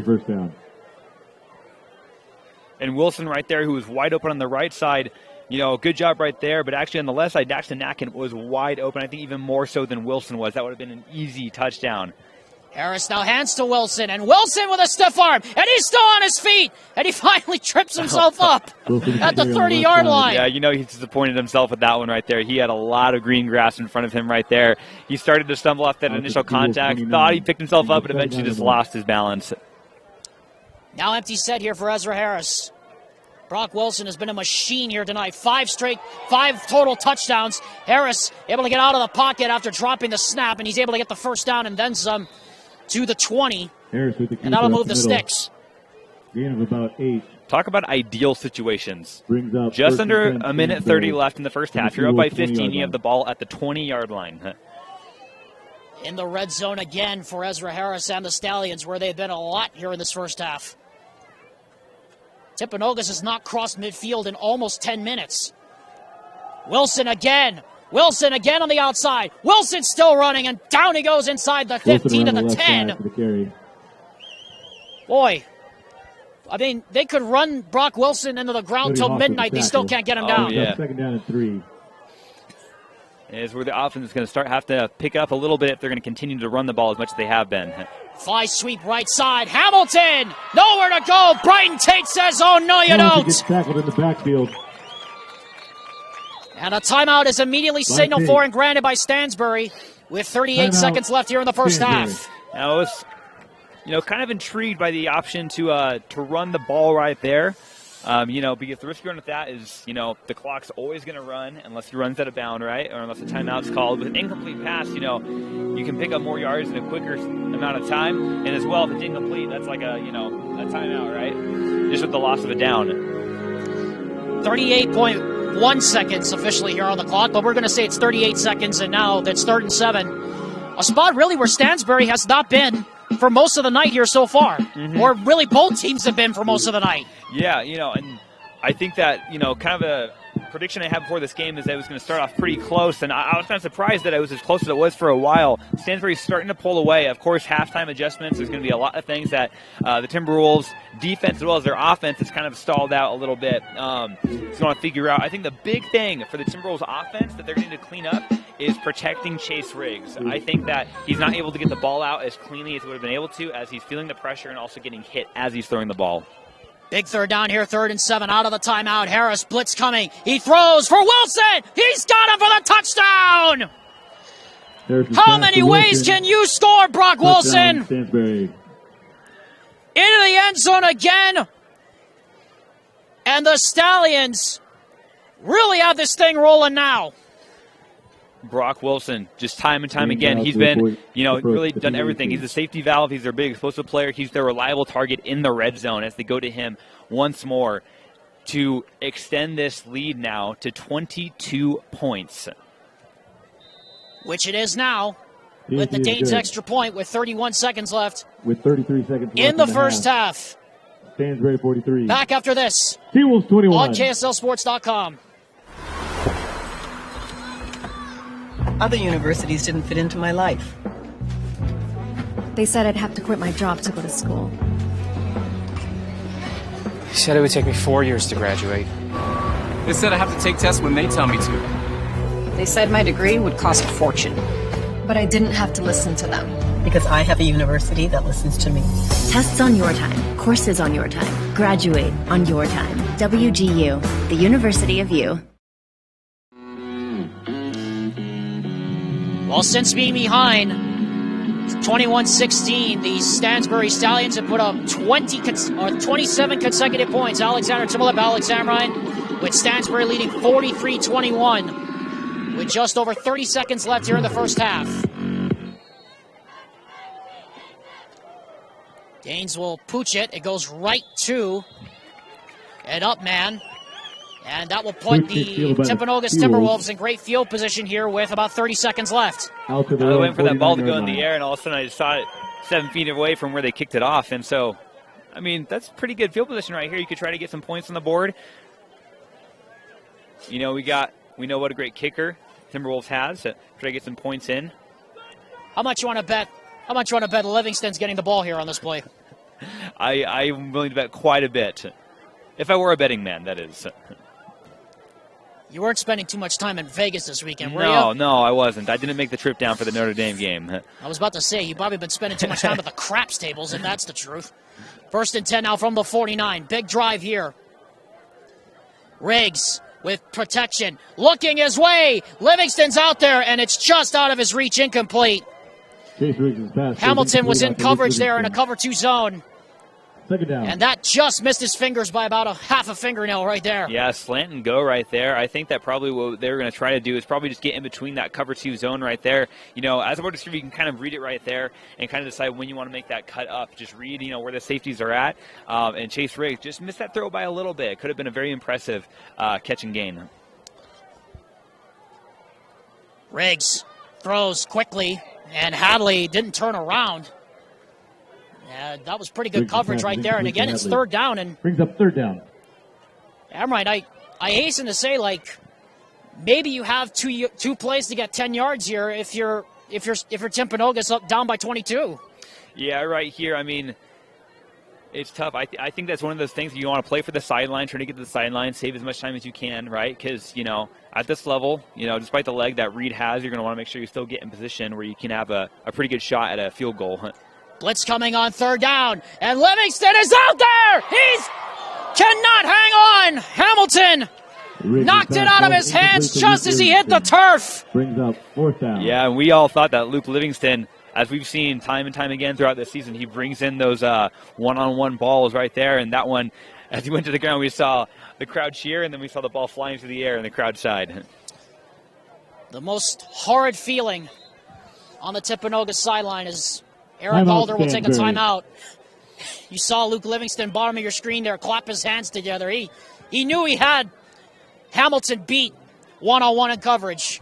Just couldn't make the play. And so this is kind of interesting right here because you can try to take a shot, try and maybe score on this play, right? You know, it'd take a lot, but, you know, we've seen crazier things happen, especially when you have a guy like Luke Livingston on your team, right? And at the same time, you know, you can still try to get in field goal range right here and take a quick timeout. On the other side of the ball, if this is incomplete, you regret not punting it because then Stansbury, you know, they'll have probably about, let's say, 12 seconds. And the way that Brock Wilson's been moving and, you know, or Wilson and Hamilton have been going at it tonight, you know, who knows? Maybe they could get some more points on the board before halftime. So in case anybody's wondering, this is not a typo. It really is 43-21 in the first half, folks. We are still not done with the first half yet, so don't be fooled by the scoreboard. So 4th and 10 at the 49. They need to get to the 41 of Stansbury. Livingston lines up bottom of the screen. Riggs, sprint out to his right. Baker in pursuit. Throws up the sideline. He's got Bretzing. And a first down at the 31-yard line with 9 seconds to go. And quickly, Heaps calls a timeout. 31. Good enough for a T-Wolf. But there is a flag down, and it looks like there's going to be a roughing the passer on Easton Baker added onto this. And that puts the T-Wolves in very much scoring position here. Yeah, right there. That's a huge call. It totally changes how Austin Heath is going to manage this first down right here with 9.2 seconds left in the first half. Because now, I mean, if I'm right here, down 22 points, you know, you're thinking touchdown. You're not thinking for settling for 3. 1st and 10 from the Stansbury 15. And a timeout is called by Timpanogos. T-Wolves. As Austin Heaps is thinking the same thing you are, and they are going to do their best here to draw up a play to at least get them close to the end zone here. But I should say that you are within reasonable field goal range now for Reed Harris with the ball at the 16-yard line. Yeah, so I can see them taking one shot right here and then just putting the ball in Reed's hands or feet rather. But you know, I'd expect something right here, something similar to the last play we saw, or a bit of a play action. Just Luke Livingston. You know, I would not be surprised to see him double covered.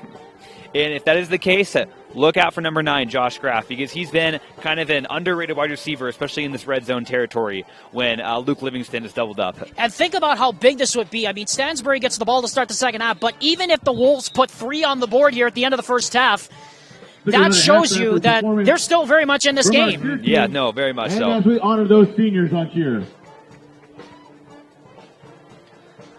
I'm excited to see what they've drawn up right here after that timeout and huddle. Triple wide receiver lines up to the left. Livingston lines up one-on-one coverage. You see Baker lined up with him, and now they have Hamilton out there, double coverage. Now here's Riggs, dropping back, looking, throws for Livingston, in the end zone! Did he make the catch? Yes, he did! Touchdown! Touchdown! Toe drag swag all the way! And the Wolves do answer back! Roll the highlight film, Dusty Linster, you've got a top 5 coming your way! By Livingston there. Did someone say San Antonio Holmes? Because that's what that was reminiscent of. You know, just got on his tippy toes right there, just got the ball. Great touch on that pass right there from Chase Riggs. The defense couldn't do anything right there. Just hope and pray that, if anything, Luke Livingston's feet were out of bounds where he wouldn't hold on as he went to the ground. Third receiving touchdown of the night for Livingston. Total touchdown number 31 in 2022, as the Wolves are still a man short here on the kicking team, and now they're going to have to take a timeout. They were so busy celebrating the touchdown, they forgot to put 10, 11 guys out there. Timeout, T-Wolves. Yeah, and that's got to be frustrating, right? You got on this high, and then you have to, I mean, at the end of the day, you know, just use the timeout, right? It's the last one you got for the half. You know, Amrine, I got a message from Spencer Livingston, of course, who is Luke's dad. Shout out to him earlier tonight. He's seen varsity time at football, baseball, and basketball as a freshman, of all things, and he started all 3 of those sports as a sophomore last year. I mean, you talk about a dark horse candidate for Deseret News Mr. Football. You're seeing it right now. Yeah, no, it's crazy just what an athlete this guy is. We've seen him do so much, you know, and for those of us, or those of you out there who didn't see, like, you know, the first half of this season for the Timberwolves team, he was also playing quarterback as well. So, yes, you know, he was. Not only is he a jack of all trades in all sports, but he can do it all out here on the football field. Yeah, he scored 3 touchdowns in 3 different ways twice this year. Once against Hurricane, he did a rushing, passing, and receiving, and then against Hillcrest, he had a rushing, receiving, and a punt return touchdown. Reed Harris' extra point is good. Harris's PAT is good. With 3 seconds left in the first half, Amrine. Finally, the T-Wolves are in the end zone again. And just like we said, guess what? This game's still on. Yeah, it's still on. And Stansbury, you know, they're going to want to come out just, you know, punching and kicking out of halftime. But a 15-point game, they're feeling a little less comfortable as they were just a minute ago. What a first half. I mean, it's had everything, Amrine. It's had a bit of controversy. It's had a bit of physicality. It has had an offensive explosion that we expected. I mean, but I'll be honest with you, Amrine. I figured we were in for not only a shootout, but also a close game. Mm-hmm. We've got it. And one thing that I'm going to expect for in the second half is there's going to be a turnover at some point or another, because we haven't seen one yet. And I think that's going to play a huge role in how this game sways. If on the Timberwolves side, I expect Stansbury to capitalize on that, and vice versa. Reed Harris set to kick off. Stansbury. Oh, by the way, Timpanogos, that was their first touchdown they've scored since early in this first quarter, or first half. They last scored with 10 minutes left. They now score with 3 seconds left, as Harris will just pooch it into the direction of Wilson. He'll take it on the run. And Wilson will get out to the 10, 15, 20, 25, 30, 35, 40. He might go! Brock Wilson is going to run out of room at the 40-yard line. Well, that'll go out of bounds. Theme of the night. That's how it should end in the first half, the way it has. A big sigh of relief right there for the Timberwolves. And also, just one thing I thought, how much you want to bet the Stallions regret kicking that little squib kick, because that resulted in a touchdown right there. I think if they kicked it deep, I think they would have been in a lot more comfortable position right now going into halftime. So we end the first half, folks. Yes, this is the end of the first half. 43-28, 71 total points in the first half. And Alex Amrine, all I can say is, wow, what a first half. Yeah, very exciting game. You know, it's always an exciting game when you see this many points on the board. I'm expecting, you know, more of the same in the second half. It's going to be really interesting to see how I mean, we even saw it a little bit out there how well they were able to protect Chase Riggs. Of course, they were able to get a little something good out of not being able to protect Chase Riggs super well with that roughing the passer call. That put them in great scoring position, and Luke Livingston was able to get the job done before halftime. Go ahead. He certainly was, and to your point, Amrine, I mean, we're in for a really good second half. Stansbury will get the ball to start the second half, but folks, this game is still much to be decided yet. Interested to see what the second half adjustments are going to be. Looking forward to a second half of good football out here. Our highest scoring first half this season on KSL Sports Rewind comes to a close. 43-28 Stansbury at the half. We'll be back after halftime with a presentation of our thoughts and what each team needs to do to adjust to win in the second half. KSL Sports Rewind's coverage of Timpanogos football presented by Brent Brown Toyota Scion continues when we come back. Other universities didn't fit into my life. They said I'd have to quit my job to go to school. They said it would take me 4 years to graduate. They said I have to take tests when they tell me to. They said my degree would cost a fortune. But I didn't have to listen to them. Because I have a university that listens to me. Tests on your time. Courses on your time. Graduate on your time. WGU, the University of You.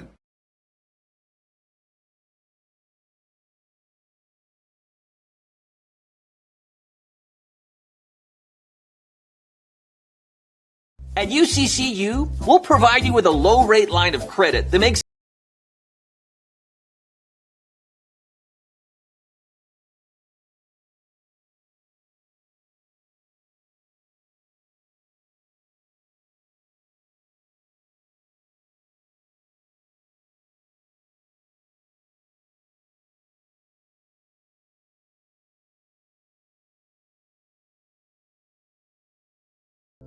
For over 25 years, Salt Lake Running Company has helped people of all ages and levels find the gear they need to start their fitness journey. From a free custom shoe fit analysis to a premium assortment of footwear and workout essentials, SLRC is a top 10 run shop in America. Locally owned, locally operated at 5 locations along the Wasatch Front, SLRC is there to help you gear up and get out. Visit a store near you or shop online at slrc.com.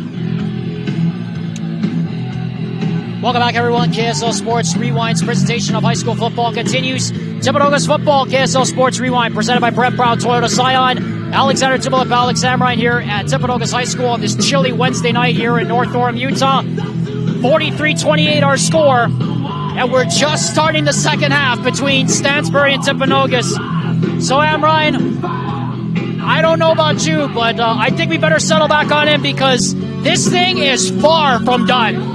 Yeah, buckle up. Get ready for another roller coaster football. I mean, the first half it far exceeded my expectations for both these teams. Both teams played much better than I thought. I thought this was going to be, I was thinking maybe 21-7 halftime with Stansbury leading. 43-28, still Stansbury leading, but much higher scoring than I expected.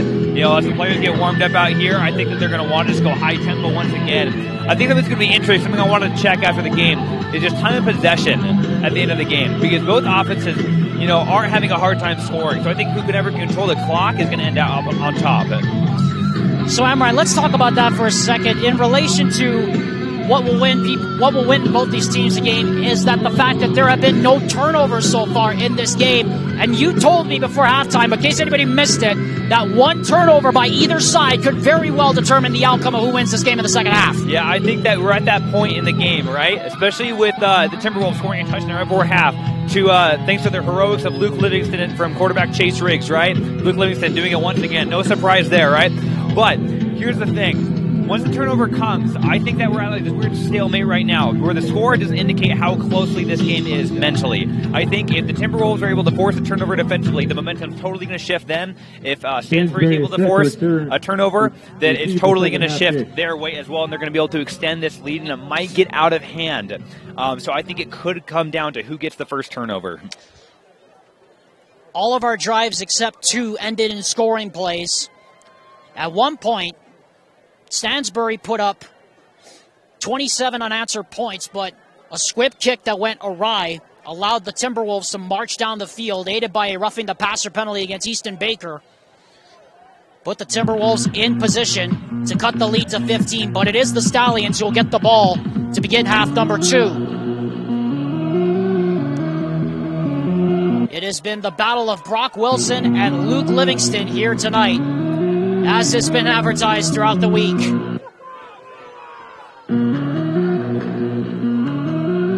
We hope you're ready, folks. The final 24 minutes of the regular season are upon us. And off we go here in the second half. Reed Harris's kick will be returnable for Wilson at the 2. And he is going to be wrapped up at the 15. Ball comes out! Turns the ball and out to about the 15-yard line. Somebody jumped on the bottom of the pile for it. I think the Timberwolves, for a moment, signaled they had it, but it is the Stallions, who have recovered. Yeah, it looked like from the lack of energy from the refs, it looks like it was just going to remain the Stallions' ball right there. And, when you said Wilson getting wrapped up, that's a phrase that we haven't heard very many times tonight. It's taken quite a few guys to finally bring him down to the ground, if at all, if he doesn't just take off to the races. Daxton Natkin was the one who recovered the fumble for the Stansbury Stallions. 1st and 10 now from the 15. Here's a handoff to Wilson, and he goes nowhere. Another great tackle there in the backfield on the play by Dallin Bowman, the nose guard. Yeah, how about that by Bowman? Sometimes it's hard, to get around the center of the guard right there and then take him down. We know how good Wilson's been tonight. That's back-to-back times he's been wrapped up. Wilson again will get the handoff. This time he gets chopped down after Wilson 6. Carry up the middle for a gain of 5. And this will bring up a big third down here. Third down. Cannot tell you how big this third down is here for the Timberwolves defensively. Tried the hard count right there. Just underway here in the second half. 43-28 in favor of Stansbury. It's Wilson getting the fake throw. That's complete. Penalty flag goes down again. It's coming back as Hamilton gets to the 40. He'll be brought down at the 40-yard line, but there's a flag down in the vicinity of the offensive line. And I assume, the signal that my partner's giving me, that we have yet another ineligible man down the field penalty. Yeah, it looks like the center umpire gave that signal to one of the other refs to signal what the flag was for. And it did look like, once again, This isn't the first time tonight we've had an illegal receiver downfield. Yeah, second time we'll see an eligible man downfield called against man Stansbury. And again, that's the risk you run when you run those RPO plays. You always get the risk of a lineman wandering outside the tackle box. And they've been so effective, And right there, that was a great third down conversion. But sometimes it comes down to disciplining these offensive linemen to stay in the box. Harris keeps it on third down. He gets free. Ezra Harris breaking tackles into the secondary. Can anyone catch him? Yes! Out of bounds. Bretzing finally gets him down at the 30-yard line. Ezra Harris, when it gets most thick, brings it out to the T-Wolves. Cuts right through for another big first down. That was like a knife through hot butter, just right up the middle right there. I definitely wasn't expecting them to run a QB option, let alone a QB option that would be able to not just result in a third down conversion, but a long gain into Timberwolves territory.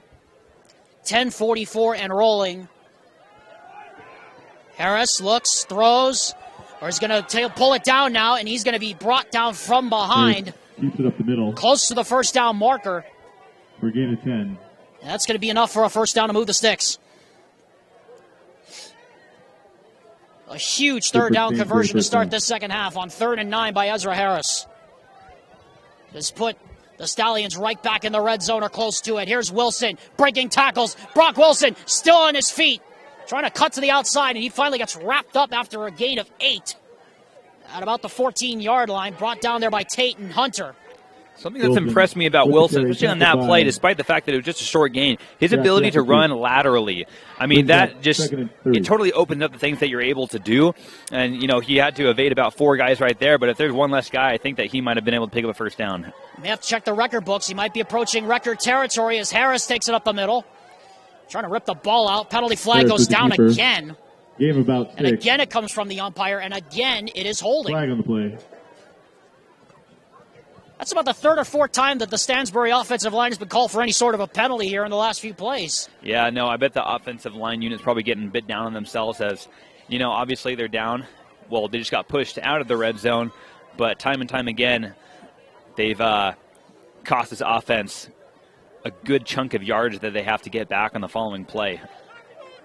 But when you got guys like Wilson back there, I don't think you have to worry too much at the end of the day. The desert moon rising over the Wasatch Front here on this beautiful Wednesday night, a chilly Wednesday. They split 5 wide, 4 into the pattern and an H-back. Harris, it's a pass. Harris throws, complete. Hamilton, and Parsons gets him down inside the 5. Pass complete to Hamilton. Robbie Parsons got him down, but not before another first down. Brings up 1st and goal.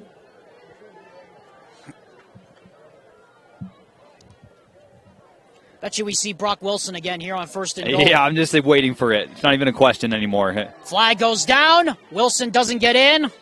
Wilson with the carry up the middle. And it looks like the penalty is in the area of an illegal formation. It happened right at the snap. And the offense is backing up. It's a shift penalty against the Stallions. Against Stansbury. 5-yard penalty, repeat, first down. Another pre-snap penalty, another penalty. That's the 3rd one we've seen on this drive. Yeah, I know. Compared to the other games we've called in the first half, there weren't that many penalties all in all. I mean, we saw a few here and there, certainly, but, this drive, a lot. Wilson plugged. MJ Yosefo writes him down from behind. No gain on that one. 2nd down. Yeah, MJ Yosefo right there came down from the linebacker position, and then he was able to just squeeze his way through the nose tackle on the defensive end, was able to bring down Wilson in the backfield. 2nd down and goal now at the 10. Wilson goes in motion. Harris looking right, throws into the end zone, wide open, touchdown! Harrison's pass complete to Hamilton. Dylan Hamilton all by himself in the end zone. And the Stallions strike right back to begin the second half. Yeah, right there. Just a missed assignment on the side of the Timberwolves. That was number 12, Aiden Vongaswad, who was in coverage right there. Looks like he should have played up a bit more. He threw his hands up onto his helmet, indicating that it probably was his responsibility that he missed. Luke Daines, line drive, puts through the extra point, and Stansbury's laid a 50. 50 burger. On the Timberwolves here this evening. 50-28. Stansbury leads, just underway here in the second half. At UCCU, we'll provide you with a low-rate line of credit.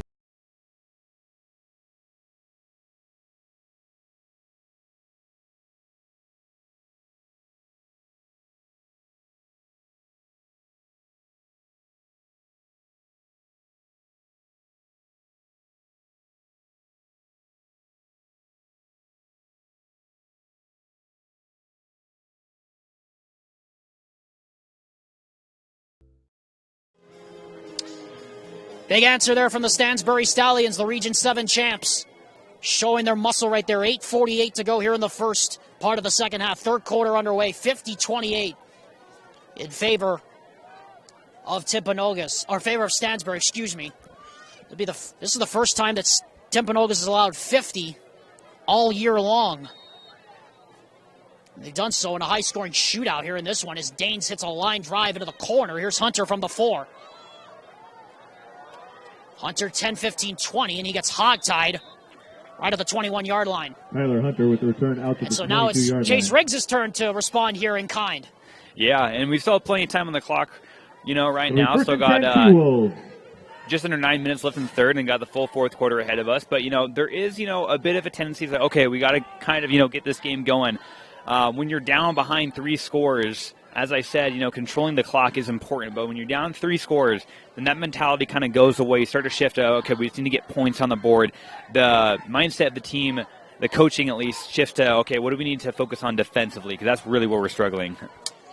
And you can only play catch-up for so long, as Timpanogos has for most of this game.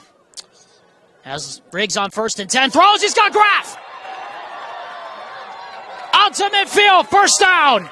That's how you start a drive.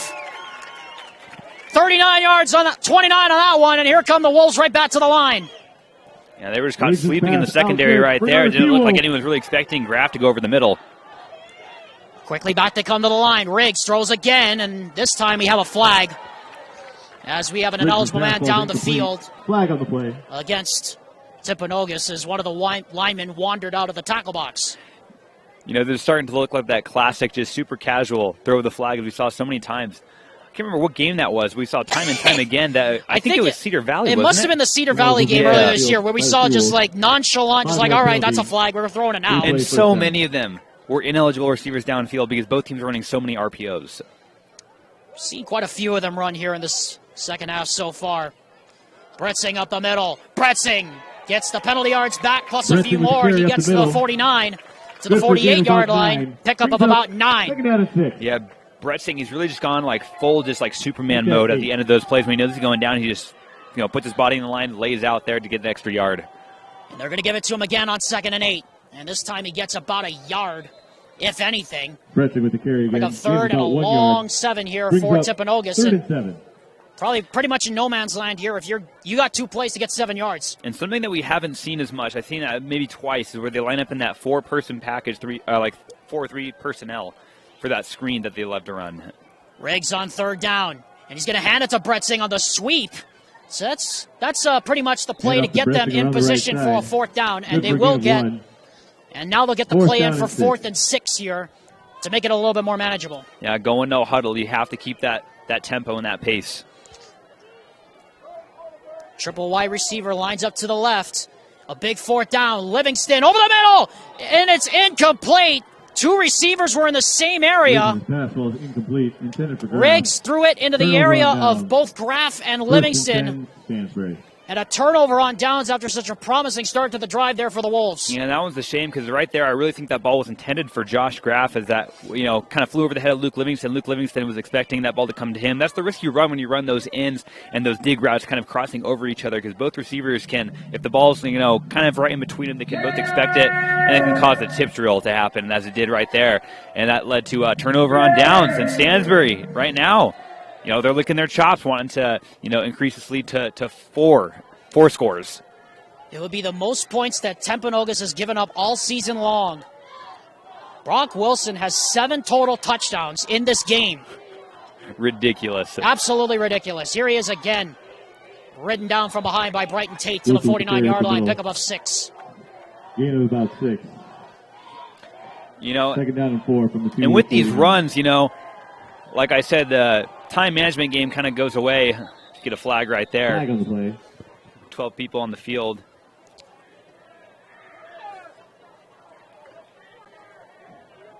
Yep, it is going to be a 12 men on the field. Illegal substitution. Yeah, cornerback Randy Patterson, who plays both ways. The sophomore is running off the field before they got the snap off. A little bit of a Aaron Rodgers play right there, able to get the play off before everyone was set. Here's a handoff, rather a keeper by Harris. Harris gets over the 40 to about the 37-yard line pickup. I'll call it about maybe 7. You know, and Harris has done a good job being a dynamic quarterback, you know, having consistent passes through the air, but when he runs, he's able to stay so low, kind of stay hidden behind the offensive lineman and keep the defense guessing as that one falls incomplete. Yeah, that was intended there for Hamilton, one of the rare incompletions tonight, and a big third down here for the Timberwolf D. You know, in Hamilton, he had a bit of a hot streak at the kind of the middle towards the end of the second quarter. Haven't seen him in much action so far in this half. Expect him to get involved soon. Here's Wilson again, and he is going to be short by about a half a yard. Bring a fourth down. I mean, you have Brock Wilson in the backfield. You go for it. Oh, yeah. No way. It's not even a question He's here at this averaging point. 4 or 5 yards per carry at the very least. So it's not even a question at this point. Big stop coming up here. They can get it. Closing 6 to go here in the third quarter. Wilson gets the handoff. He's got the first down, and he's got more. Brock Wilson is history. Touchdown, Stansbury. 35 yards for touchdown. And that's a knife to the heart. I can see it on some of just the body language of this Timpanogos Timberwolves sideline right there. Kind of some heads went down as they thought. I mean, I thought, too, that they had Wilson wrapped up just after the first down markers, but he broke away right there, must have broken a tackle outside of our view and took it the distance. 8 total touchdowns for Brock Wilson.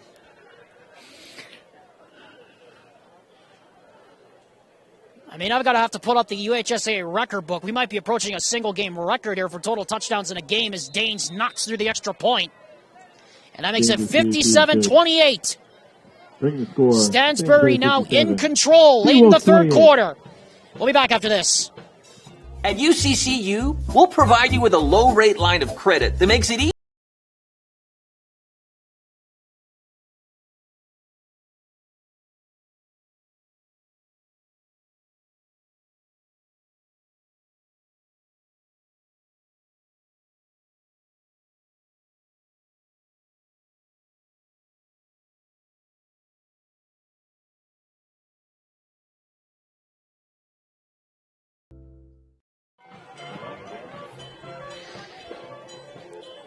Well, how many ways can you score, Brock Wilson? We're looking up the record books right now as the Stansbury Stallions have built a 29-point lead late here in the third quarter of what was once a 5-point Timpanogos lead.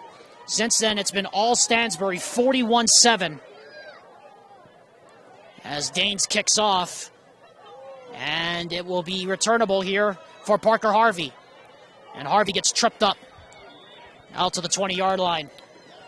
Well, this Timberwolves defensive unit, they're going to need some Advil pretty soon because they have a really bad headache named Brock Wilson on the side. They just cannot seem to stop him. He's done so much just through the air, on the ground, time and time again. 8 total touchdowns. And, folks, you heard me and Alex here right. 8 total touchdowns as the Stansbury Stallions lead the Timpanogos Timberwolves 57-28. Once again, the most points allowed by the Timberwolves side so far this season. What a performance by that young man, Brock Wilson. I mean, it's been almost astounding, really. 4 receiving touchdowns. That's already in the UHSAA record books as it is, but he has 4 rushing touchdowns. That's also in the record books. As we're going to get a delay of game penalty here against the Timberwolves, and that's pretty much how it's gone since the second quarter. Delay game, T-Wolves. 5-yard penalty. Replay first down.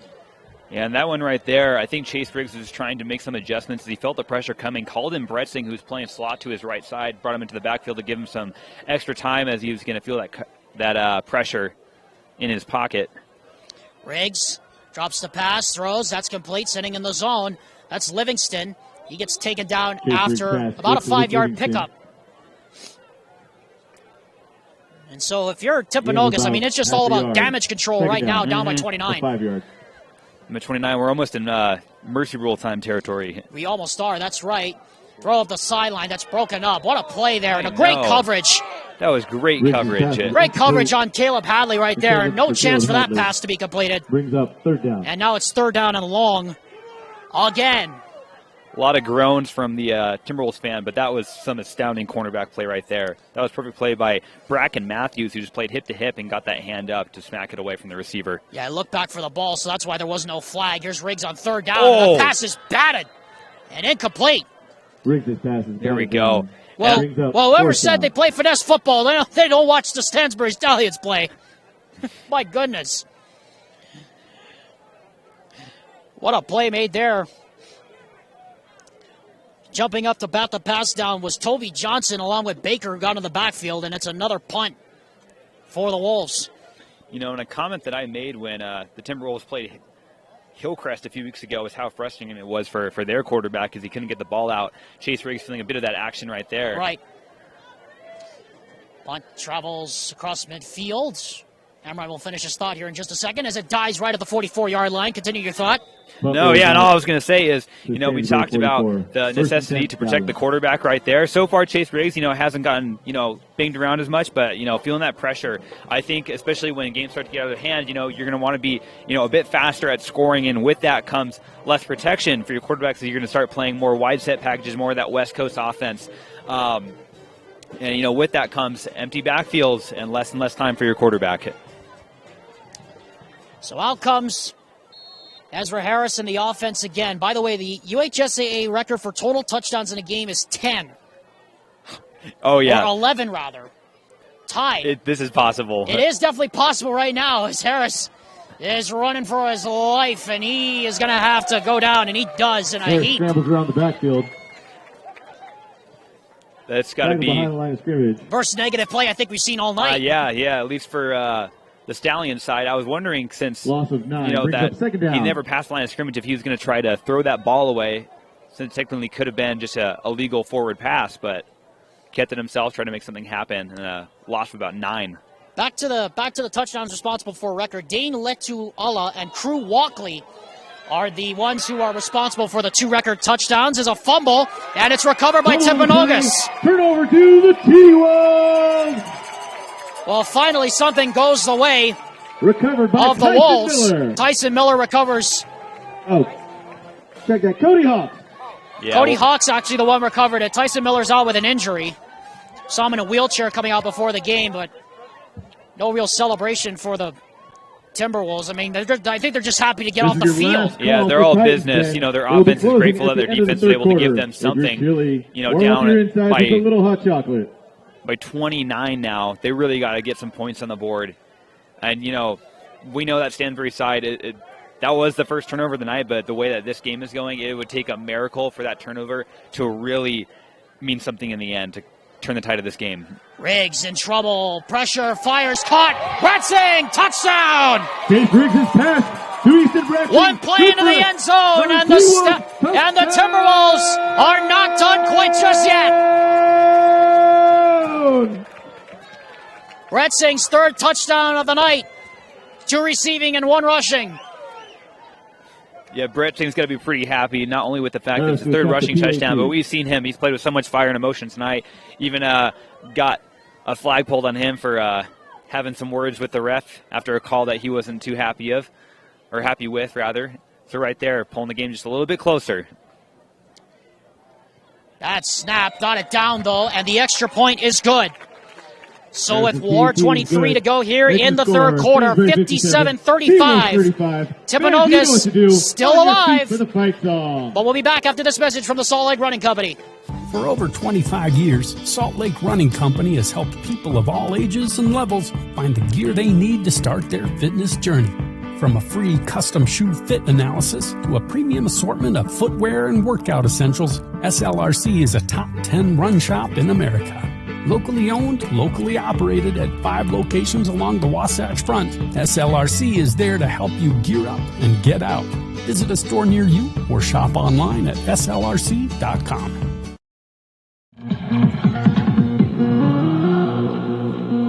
Alexander Timov, Alex Amrine here for KSL Sports Rewind's presentation of Timpanogos football, presented by Brent Brown Toyota Scion. 57-35, Stansbury leads Timpanogos. Still a quarter and a third left to go on this Timpanogos High Senior Night. Kickoff by Harris will go through the end zone for a touchback. And these Stallions will start at the 20-yard line. And, the last 3 plays that we saw were the best 3 plays possible, I think, for the Timberwolves. You had a sack for a loss of 9 yards, then you had a fumble recovery by the defense, and then finally just a touchdown on their first play with the ball in the offense's hands. Pass from Chase Riggs to running back Easton Bretzing, who's lined up in the slot right there. Making the score now 57-13. So still down by 22 now. Still have plenty of work to do with 3 scores. But you still have a little over 16 minutes, all your timeouts, so still plenty to work with. Here is Wilson up the middle. Not if he has anything to say about it. He gets clobbered out about the 27-yard line. Again, the single-game record for touchdowns in a game is 11, which has been tied twice. Total touchdowns responsible for, by the way. And so despite the fact that we're still in the third quarter, I know that the Stallions are thinking of chewing off as much time as they can each and every time they get the ball. And they absolutely do not want the ball in this Timberwolves offense's hands as Harris breaks free into the secondary. One man to beat. Harris finally caught from behind as Lidster clocked him at about the 21-yard line. He was the last line of defense. And Lidster might have rung his own bell more than he must have rung Ezra Harris's bell because he's slow getting up. Well, Ezra Harris, he's a big guy to take down, and so Lidster, tried to just drop his shoulder, and I think that ended up doing more damage to him than it did the Stallions quarterback. He's a little slow to get up. And hard to tell right now if it was kind of just maybe got the wind knocked out of him right there. He's sitting upright. That's what we're happy to see. Now, hopefully Lidster is okay. Oh, there he goes. He's up on his feet. Yep. Got his bell rung more than anything. That's a good sign to see him get up under his own power. Did absolutely everything he could on that play. And his defensive backs coach is smirking at him right now. I mean, they're going to give him grief in the film room on Monday when he sees that. Yeah. It's always good when the D-backs coach, even in a 22-point game, comes out looking at you. He's like, what? Come on, man. Well, especially, too, there's always going to be some jokes about, hey, remember the time you tried to take down the quarterback and you ended up getting rung? At least he didn't get a concussion. That's a good Hey, at least he didn't, no concussion and no touchdown lit up. Well, Brock Wilson, right there. As the ball comes out, and the Timberwolves have it! Well, we've been singing the praises of Brock Wilson, and now the Timberwolves get yet another takeaway, and now they are in position to do some damage. Do I smell a 28-3 brewing? A little bit of a comeback. If Tyler Gibbs watching right now back home, he needs to turn the channel right now. Well, it all starts with one, right? You got to get one. You got to get First one. and 10 T-Wolves from their own 5-yard line. Second turnover of the quarter. But if there's any consolation, the Wolves have to go 95 yards to get in the end zone. It's really a matter of fact at this point as Bretzing gets met at the line of scrimmage. I think he lost a few on that play right there. Yeah, he might have lost a couple of yards on that play. What a play up front by that line. Falanisi Vaca in the backfield. Have to be worried about a safety right here because they were actually bringing pressure. They had 2 out left, and it looked like they brought Jones down as kind of an outside, like a corner blitz on that play. They were able to wrap him down. From the 3 now, 2nd and 12. Riggs looking, throws, and it's intercepted! Hamilton! His pass is intercepted. Got that ball right back. Well, how about that? We made a note about how there's no turnovers so far in the third quarter alone. 3 turnovers. We had the fumble, another fumble right at the goal line by Wilson, and then that pick right there, Chase Riggs, his first turnover, the Timberwolves' first turnover of the night. The Timberwolves' first turnover of the night. It was intended for Livingston on the slant, and Hamilton read that thing like a book. Pinched right down from his safety spot, jumped the route, and now it's the Stallions who have the ball right back in the red zone. So if you're wondering just how good this Stallions team is, there it is. And despite that fumble by Wilson, don't expect any hesitancy to give him the ball once more. Amen to that. Right back to him, down inside the 5. He gets 8. Right about where he lost the ball last time, so now he's thinking, all right, get another shot out. Let's get in. Let's get number 9. Remember, he has 8 total touchdowns tonight, 4 receiving, 4 rushing. No one in the backfield. Dylan Hamilton has the other touchdown. It's Harris on the keeper. Stuttered, and then he got the first down, but or he might not have. He might have actually been short. He is short. He's short by about a few feet. Third and down. 3rd and an inch coming up here for the Stallions. They give it right back to Wilson. Does he get number 9? He's going to get a shove. He's going to get the first down, but he's not going to get the touchdown. Wilson with the carry. He will be short by about a yard. Well, it's tough for a defense when they get the ball, right? First Already in the red zone, they have to defend, and the other team gets now 8 shots at trying to get into the end zone. As we have another player down from the Timberwolves side. Yeah, Cody Hawks looks like he's down. Looks like holding on to that left shoulder. I don't want to speculate anything, but Brace Helm is going to come in to relieve him, and the Hawks, who recovered the fumble earlier that led to the touchdown, is going to take a seat here. Yeah, sometimes in those big scrum plays, players are just caught right in the middle right there. Sometimes your arm can get caught between 2 big guys and just bend away it's not supposed to. Might have been what happened. Again, like Alex said, don't want to make any speculation right there. Hope he's doing okay. 1st and goal now at the 1. Or just outside the 1. Brock Wilson has 8 total touchdowns tonight, 4 receiving, 4 rushing. The record in a single game is 9. Or rather, the single game record is 11. Set in 2016, twice.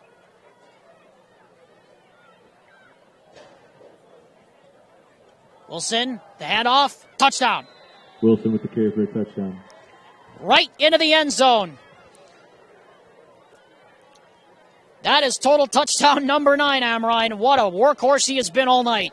Yeah, and, for this offensive unit, I'm just looking at the schedule right here. This is the most points they've scored, with exception to just 2 games, one being Skyline, in which they scored 68 back on August 26th, and on the 12th of August against Pineview in St. George when they scored 72.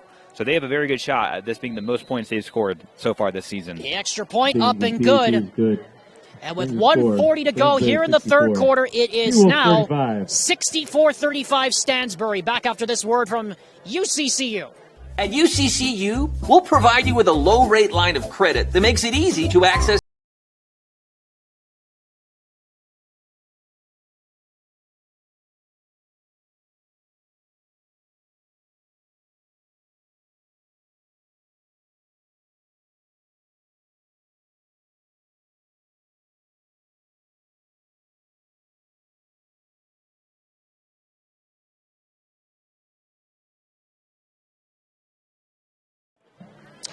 KSL Sports Rewind's presentation of high school football continues next Friday. The UHSAA football playoffs begin. Coverage starts at 6 p.m. on KSLSports.com. Check the high school streaming guide for the games we'll be airing that night, as well as which games we will be covering as a KSL Sports Rewind team. If it's the playoffs, there's no better place to experience it than KSL Sports Rewind. Luke Daines kicks off. Hunter will let it go into the end zone. And I was wondering right there if it kind of actually hit Hunter, but he was pretty casual and letting it roll back in the end zone. So from their own 20-yard line. Didn't right there. And, Tyler, if you're watching, you're probably comfortable keeping watching, as I made that 28-3 reference right there. Because he won't be comfortable because he's playing my 49ers on Sunday. No, okay, That's definitely, he will not be comfortable then. Yeah, Marcus Mariota and Kerr are going to have a tough go at it going up against that squad. But, it was kind of looking like for a little bit it was a perfect scenario for the Timberwolves, right? They got the turnover, touchdown, and then another turnover right in their own 5-yard line. But then with that interception, that was kind of a bubble burster right there. So back to work goes Chase Riggs on 1st and 10 from the 20. And it's a screen pass to Dash McCann, and that gets blown up.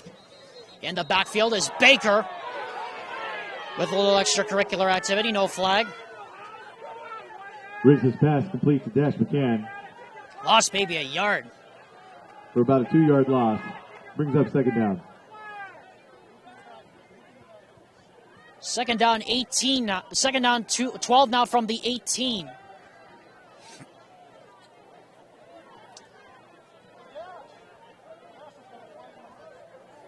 Livingston now in the backfield. Interesting wrinkle. Austin Heaps trying to get something going here on this drive. Riggs looking. Screen got blown up. They throw to Livingston, but he's out of bounds. His foot dragged out. Riggs' pass ball is incomplete to Luke Livingston. Brings up third down. And it's third down. It wouldn't have been a really long gain anyway. It might have been a yard. Mm-hmm. And I think this is just the point where if you're Austin Heaps, you just got to empty the playbook here. Yeah, try each and everything because nothing's worked out so far. And last time when that interception happened, they were trying just that classic go-to route with Luke Livingston running that slant across the middle. They read it the whole way. And that pass is incomplete. Dropped again Riggs' pass ball by Easton Bretzing, and it'll be fourth down and another punt. Intended for Easton Bretzing. What it looks like Chase Riggs. Well, no, yeah, they are going to bring out the punt unit. It looked like Chase Riggs was waiting to see what the call was going to be, and after a little bit of hesitation, perhaps from Coach Riggs, he decided he was going to punt it.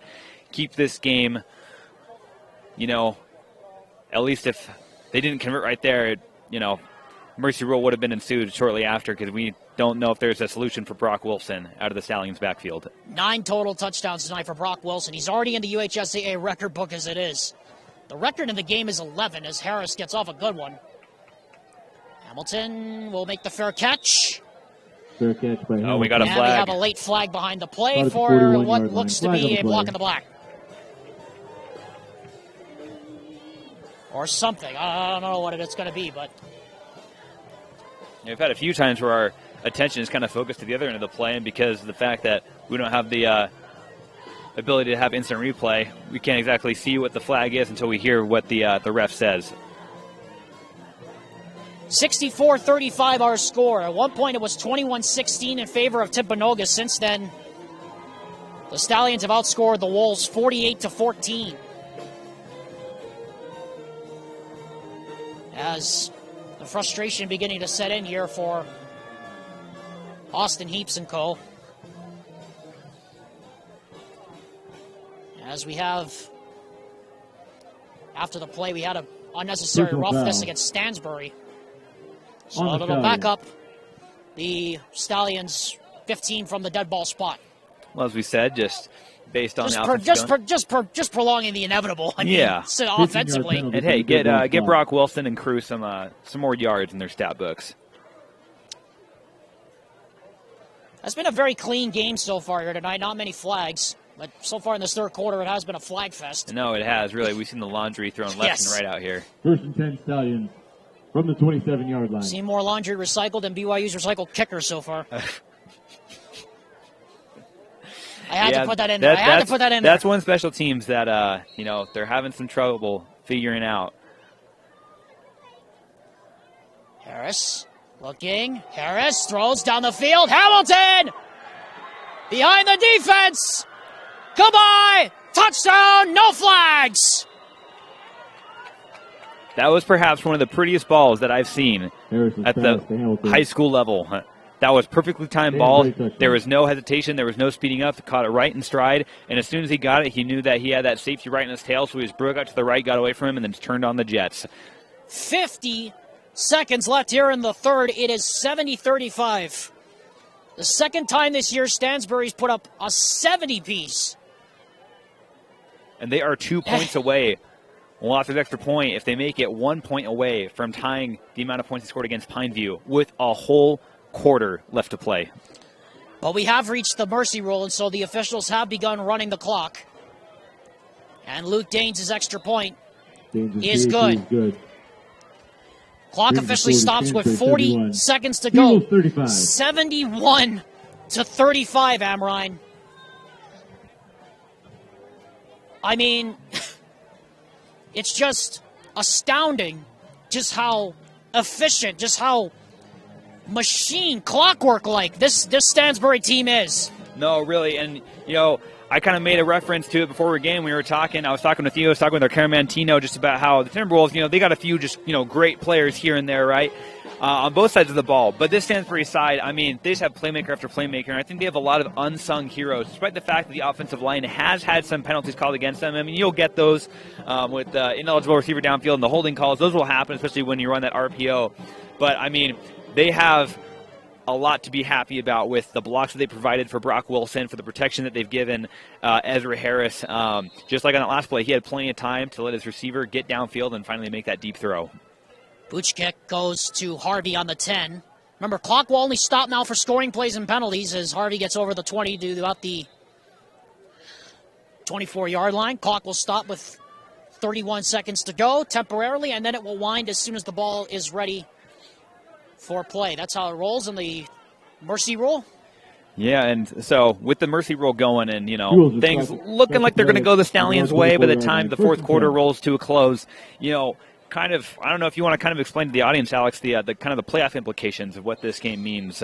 Yeah, Amran and I were talking about it on the way up here. Timpanogos I don't think the coaches got told that the mercy rule's going because they just had to call a timeout there. Yeah, well, and right there as well, we have one of the coordinators up on top of the press box, and I could kind of just overhear him telling one of the coaches down on the field to stop the clock, as it looked like there was some miscommunication all around right there. Wanted to get the right play off. Don't want anything else ugly to happen as they get the ball back.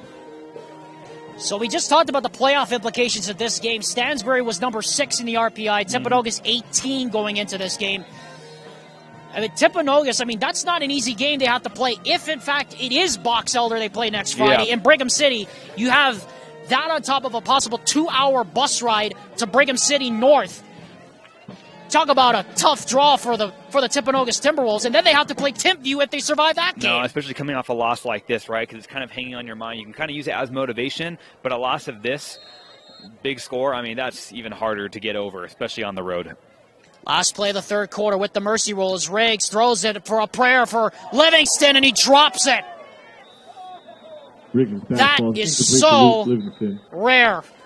You rarely see that from a man of Luke Livingston's caliber, and that is going to do it for the third quarter. It is 71-35 in favor of the Stansbury Stallions. Back in a moment after this word from Brent Brown Toyota Scion. When Brent Brown Toyota in Orem became the #1 Toyota dealer in the nation in customer loyalty, our sales surged. That continued explosive growth leaves us without the amount of used cars to meet demand, paying unheard of prices for trade-ins, or we'll just buy your car outright at Brent Brown Toyota in Orem.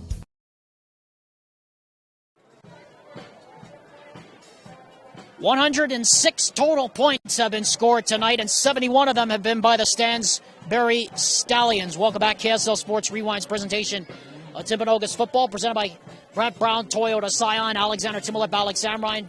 Our telecast presented by WGU, where you can earn a 1-year MBA with WGU. They provide an education that is attainable, affordable, and full of support. That's the power of the nonprofit University of U. Running clock here, as we're often running here in the fourth quarter. Chase Riggs in the gun. Riggs, pressure coming, a lot of trouble, and he gets it away. It's caught. Pass out complete. Josh Graff, I mean, there was a whole bunch of white shirts in his face, and he got it off. Yeah, Josh Graff right there, and I was honestly kind of waiting for a roughing the passer call to be thrown right there as Chase Riggs got hit high on that play. It even looked like a bit under his chin. Hadley could not come up with that one. Pass incomplete. Second down. I mean, Chase Riggs, I mean, what a tough kid. Yeah, it's a tough kid. I mean, coming out of a shoulder injury, having the confidence to come back and play when he clearly, I mean, we saw that, you know, his throwing motion was still a little limited. I was wondering how it's going to be tonight. It looks good tonight, you know, despite the fact that they're down by a lot here in the fourth quarter, as the refs are discussing a little bit before they get the play. I think it's a spot they're looking at here. Third or fourth time tonight. Yes. In fact, I think we have sideline. In fact, I think we have a sideline warning against Stansbury there. 5-yard penalty brings up second so and that 5, is their second sideline warning, and that's going to generate a first down, or a second down and 5. But as I was saying, Chase Riggs just sticking in there, staying confident, keeping his head up despite all the hits that he's taken. Trying to figure out the down and distance marker. It says first down on the sounds first down on the other side. It should be second down and 5 because it was a dead ball foul. Actually, they are going to see it. I thought they are going to say it's actually first and 5. Because it was before the play. Or rather, it was during the play. So, So if Timpanogos scores on this drive, it will be the first time all year they've put up more than 20 points and have not won a game. Remarkable. Riggs swings it out in the flat. That's complete to Bretzing, and Baker's all over him. Right about midfield. Riggs' swing pass out to Easton Bretzing. And right now we've really seen, except for a few deep shots here and there to Luke Livingston, including one that Luke Livingston almost had before the end of the third quarter. They've really been limited to the flats on these plays right now. Riggs looking, throws for Hadley. Double catch, he's got it. And makes a move. Inside the 20.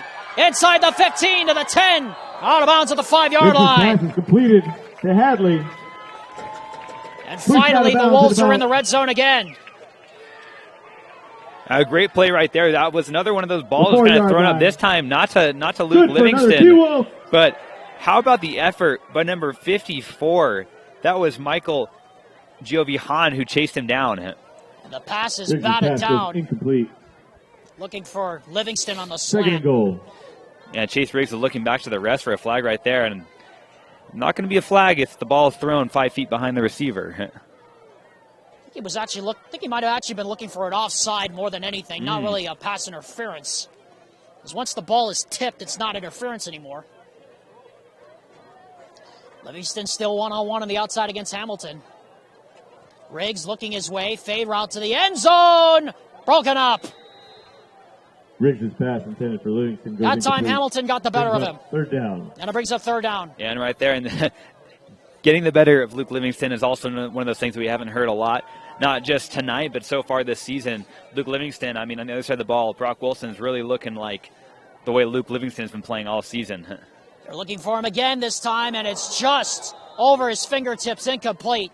Riggs' pass intended for Remember, got fourth down. That's 3 straight plays that Riggs has looked to Livingston. I mean, if that doesn't show the confidence and trust they have in this guy, especially at this point in the game when they're trying to get points and make the score look a bit more comfortable. So now the big shift goes on here. Riggs sprints, looks, still looks, nobody open, still nobody open, now throws, caught, touchdown, Caleb Hadley. Riggs' pass is completed. Out to Caleb Hadley for a touchdown. Touchdown, T-Wolves. And the clock is still running right now. Yep, as it will for all plays outside of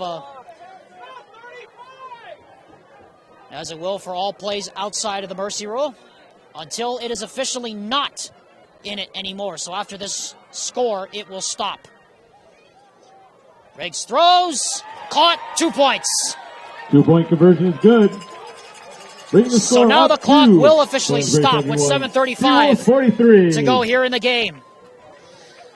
As it's 71-43, which is turning into more of like a basketball score at this point. I know, I was about to say, I think we've called some games basketball games that have been lower scoring than this, which is it's honestly ridiculous. 114 total points scored tonight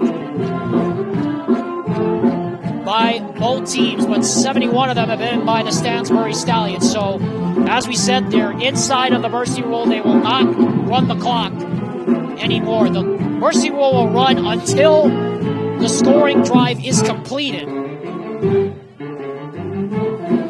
Well, for sure, one thing I think you have to keep an eye on for the Stansbury defense, I don't see any reason why they wouldn't just keep on handing it off. And it'll be interesting to see if they do try to give it to Brock Wilson. Maybe try and, maybe the coach knows, hey, this guy could break some pretty good records out here tonight. Or if they're going to start giving it to those guys who've been on the bench here tonight. 7.5 to go here in the game. 71-43 our score. Ever since the Timpanogos Timberwolves were up by 5, it's been all Stansbury here in this one, as this one goes through the end zone for a touchback. And Stansbury is lined up, kind of ready, anticipating a bit of an onside kick. They tried it. Right there, Breach kicked it out of the back of the end zone to set up the Stansbury Stallions. And like I said, this team has done a really good job, as I said. And, something I pointed out in the first half is, they were being a little bit, I remember saying, I was like, oh, they're a little bit dry. And then, boy, did they just shove those words right down my mouth because they have scored 71 points. I am never questioning the Stansbury Stallions again. You can hold me on record.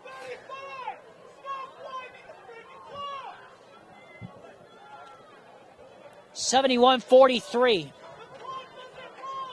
So now the backups are in here for the Stansbury Stallions. Hand off up the middle. Here goes Danes. And Danes will get it to about the 30-yard line. Apologies, folks, for the language you heard in our background. Some of the fans are a little out of order here tonight, obviously. 8-yard gain. Makes it second down.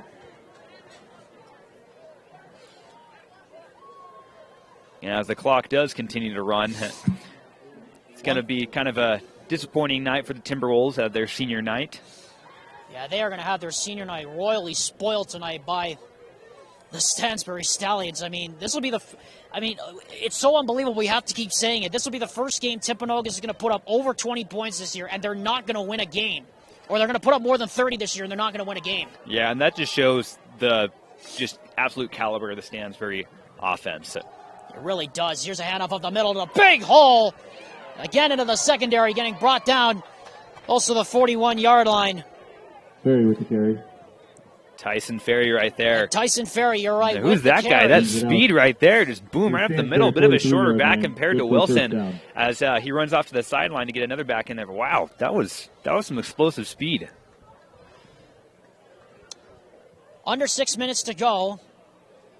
Amrine will be off next week for the playoffs. I'll be with Brett Hammer for the first-round game we go call. Again, as we said, the final RPIs will be out Friday morning. Dusty and Dane will have a full breakdown of all of that, as well as the most intriguing matchups of the weekend. And as we said, Timpanogos is scheduled to play Box Elder in the playoffs. Stansbury has a bye. Pass over the middle is caught. Penalty flag goes down again for yet another illegal man down the field. Theme of the night. Geared pass completed with flag on the play. Been like the fourth or fifth time we've seen an illegal man down the field against both teams here in the second half. Yeah, I think if my count is right, that was number 5. So Brock Wilson will end up with 9 total touchdowns tonight. He'll be finishing 2 off the UHSAA single game record. Hey, well, this is always... What a performance by him, though. Yeah, despite the fact that he didn't, break that record, I mean, he's still going to be able to, look back at this night and think, hey, I remember the time I came to the Timpanogos Timberwolves home field, spoiled their senior night, and just ran all over them 9 times into the end zone. Great night for that young man. Expect more of him throughout the postseason. 4 rushing touchdowns, 5 passing touchdowns. Coleman Dearden, by the way, is in now at quarterback for the Stallions. Again, the clock is running. Here's a handoff to Ferry, and Ferry gets hit in the hole. He gets about maybe 5. Ferry with that carry. So Stansbury will have a week off next week. Brings up 2nd and 10. And they'll have a chance to rest their bodies and get ready for a potential second-round home playoff game. They'll host at least one. We know that. And then after that, if all else holds, they will likely be on the road for the next one. And Alex Amrine, I mean, I tell you what, 5A and 6A playoffs are going to be fun. I mean, you have Lehigh, Timpview, Springville, the top 3 in the 5A region, and then you have the 6A, all Region 4 teams, basically battling it out for spots at Rice-Eccles Stadium. I know I'm going to be, I have to be out of town next week. I'm bummed that I can't be there with you, but you get to be with Brett once more. You're going to have. Did you get any Top Gun references last time? I know you were anticipating that. I don't know. As Danes gets to the edge here, he gets taken down after a pickup of about maybe 6. Danes with the carry. He didn't really. I mean, we didn't really bring it up that much. I think we were more focused on the prowess and the power of the West Panthers offense. I mean, you talk about that offense. I mean, they're going to be a dangerous team to watch come playoff time. Speaking of a team that's dangerous. Well, I remember I texted him kind of a bit after the game and ended. I was like, hey, how'd the game go? I hadn't yet checked the score yet. And I was like, oh, who won? He just said West, period. By a lot. By a lot. That's all you. That's the headline. That's all I needed. I said, okay. That's the headline. That's the headline. It was 35-7. And by the way, West against Granger's going on over on KSLSports.com. You can watch that live right now. What will decide the Region 2 title and potentially a home playoff game? We know West and Granger and Roy are all in the playoffs. The question of who's going to host who as the ball comes out. Ball's on the turf, and it looks like Timpanogos has it, and they do. Turnover, Timpanogos football. Jose Reyes, the senior playing his last home game, is the one who came up with the fumble. Well, there you go right there. Turnover number 4 in the night, third for the Timberwolves. Yes, third takeaway of the night for the Timberwolves, all fumbles. Too little, too late, though.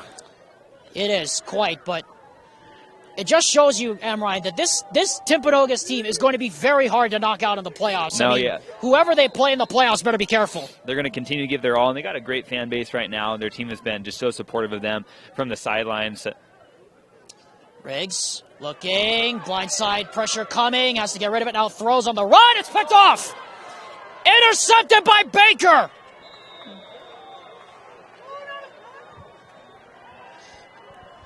Riggs' pass is intercepted. Well, if Elisa Tuiaki's watching, I think you better watch the film on this kid because this guy is a baller. Yeah, no, that was just a play right there where you guys had to wait for him to come. There wasn't really any receivers near him. Chase Riggs tried to force the ball right there. He was getting pressured. But at this point in the game, you're trying to get the ball out. You're trying to make something happen. At the end of the day, it's like, hey, if I throw a pick, all it's going to do for me is going to hurt my stat sheet a little bit. But I care about my team right now. I want us to get our confidence back. While we have a moment, we'd like to take this opportunity to thank Timpanogos High School for allowing us to cover them throughout the entire high school football regular season. Of course, you heard the voices of Mark Winterton and CJ Roderick. Their first game between Jordan and Timpanogos back on August the 12th. It's now mid-October almost. Alex Amrine and I have done 5 Timpanogos football games, and the hospitality we've been shown here at THS has been second to none this season. Yeah, no, it's been great coming here. It's been a lot of fun. Just one thing that I just love doing is just seeing all the fans out here. We've had some pretty fun experiences, even when we followed some the Timpanogos fan base out to Cedar Valley, and Cedar Valley, they had quite the fan base too. I remember we were on top of that press box rocking and rolling that whole night as that press box was literally rocking and rolling. It felt like we were taking surf lessons on top of that press box. Second down and 5 now. So again, we'd like to thank Timpanogos High for their hospitality all season long. We hope we get to cover this team again next season. Carry again by Zhuzhin. I'd like to thank also our camera guys throughout the regular season. Chase Campbell, who did the first couple of games with us. Tino Psyche, who's done the last couple of games with us. 34-yard line. Good for first down. We now look forward to a basketball season with Tino, which will promptly start in about a month. And in case you didn't hear, folks, we are trying to nail down the opening night of the season. American Fork, the defending 6A champions, and Ryan Cuff taking on Matt Barnes and Olympus on November 29th. That is going to be some matchup down there in Salt Lake City as handoff goes up the middle. We'll go under a minute. And I suspect where the ball is, they will bring the seniors in one more time. Ezra Harrison Coe will come back in for the victory formation, and that will do it. As Stansbury will complete a 10-0 undefeated regular season.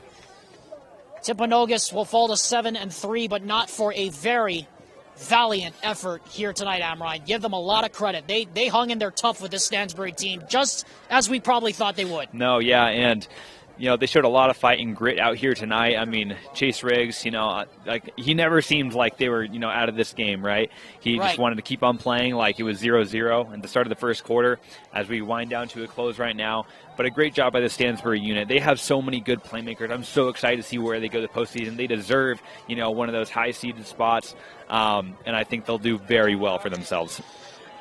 That'll do it. Stansbury defeats Timpanogos 71-43. 114 total points scored tonight. 71 of them by the Stansbury Stallions. And both teams now head into the playoffs with much to prove. We'll be back to wrap it up in just a little bit. At UCCU, we'll provide you with a low-rate line of credit.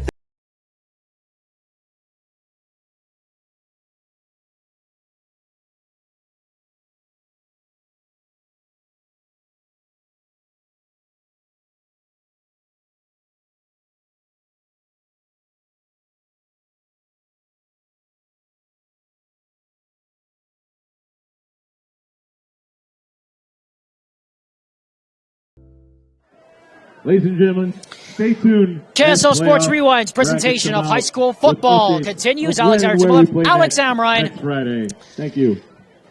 here at Timpanogos High School. Timpanogos football, KSL Sports Rewind, presented by Brett Brown Toyota Scion. Wrapping up one final time this regular season, Stansbury over Timpanogos 71-43. Alex Amrine, final thoughts on a really well-played game tonight. I know. I mean, going to this game, I know that I thought it was going to be kind of close, and then eventually Stansbury was going to pull away. That is kind of what we saw right there. It was Timpanogos who got on the board first, much to, I think, at least my surprise. I don't know if you were surprised, but I was surprised, how back and forth it was. It was kind of looking like a shootout there for a little bit, and then just some mistakes here and there and some great defensive plays on the side of the Stansbury Stallions really allowed them to pull away, and then we had one certain running back on that Stallion side who was just one heck of a player. And he is our Heidemann & Associates Player of the Game, presented by Heidemann & Associates, the full-service law firm dedicated to winning for their clients. The Player of the Game, presented by Heidemann & Associates, it's Brock Wilson. Brock Wilson, 9 total touchdowns, 4 on the ground, 5 through the air. What else can be said? That guy, he just can do so much. Time and time again, we saw him catching balls through the air. We also saw him with a great ability to run downhill, also just running out of the shotgun. He just has so much speed and power behind him, and the inability for him to get tackled is just incredible. I know there was one time in particular where we thought he got wrapped up. He's kind of out of view on the far side of the field, and we're like, oh, that was it was on a third down conversion, and we're like, oh, great third down conversion, and all of a sudden I saw him run to the end zone. I'm like, how did that happen? And that was a touchdown. Now, that was touchdown number 5 or 6. I lost count at that point.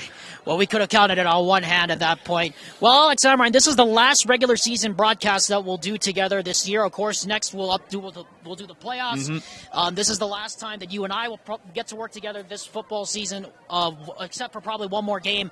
What are you most looking forward to about the playoffs, and who do you think right now going in is the favorite in both 5 and 6A? Goodness, I don't know. I think that it's one of those things where, you want to pick a team, but there's too many. For me, at the high school level, especially the college level, I don't want to choose one because it ruins the excitement for me. I just want to go and see these teams compete, and so I'm just going to look forward. I'm just going to enjoy it. I'm going to look forward to calling a game with you in the playoffs. We will certainly be there. KSL Sports Rewind is your home of the UHSAA playoffs, the official streaming partner of the UHSAA. We'll be back next Friday with the start of the first round. Amrine, enjoy your week off. Thank you. We'll let you know how it goes, and I'll see you in a couple of weeks for possibly a quarterfinal game. I'd like to thank again all of our crews throughout the regular season. Tino Psyche here on top of the broadcast booth with us. We'd like to thank Timpanogos High School for allowing us to cover them all regular season long. And now we look forward to the playoffs, where the final 24 will be determined. Find out Friday morning here on KSLSports.com. When the final RPIs come out, we will then know who will play who in the 2022 UHSAA playoffs presented by Mountain America Credit Union on the road to Rice-Eccles Stadium. Until then, the final score is 71-43, Stansbury victorious. For my broadcast partner, Alex Amrine, all season long. For our cameraman here tonight, Tino Psyche, my name is Alexander Timula. Until we meet again, Malama Pono Kekahi Kekahi. Take care of one another, everyone. Aloha from Utah, good night. Remember that you'll be found, and we'll see you in the playoffs.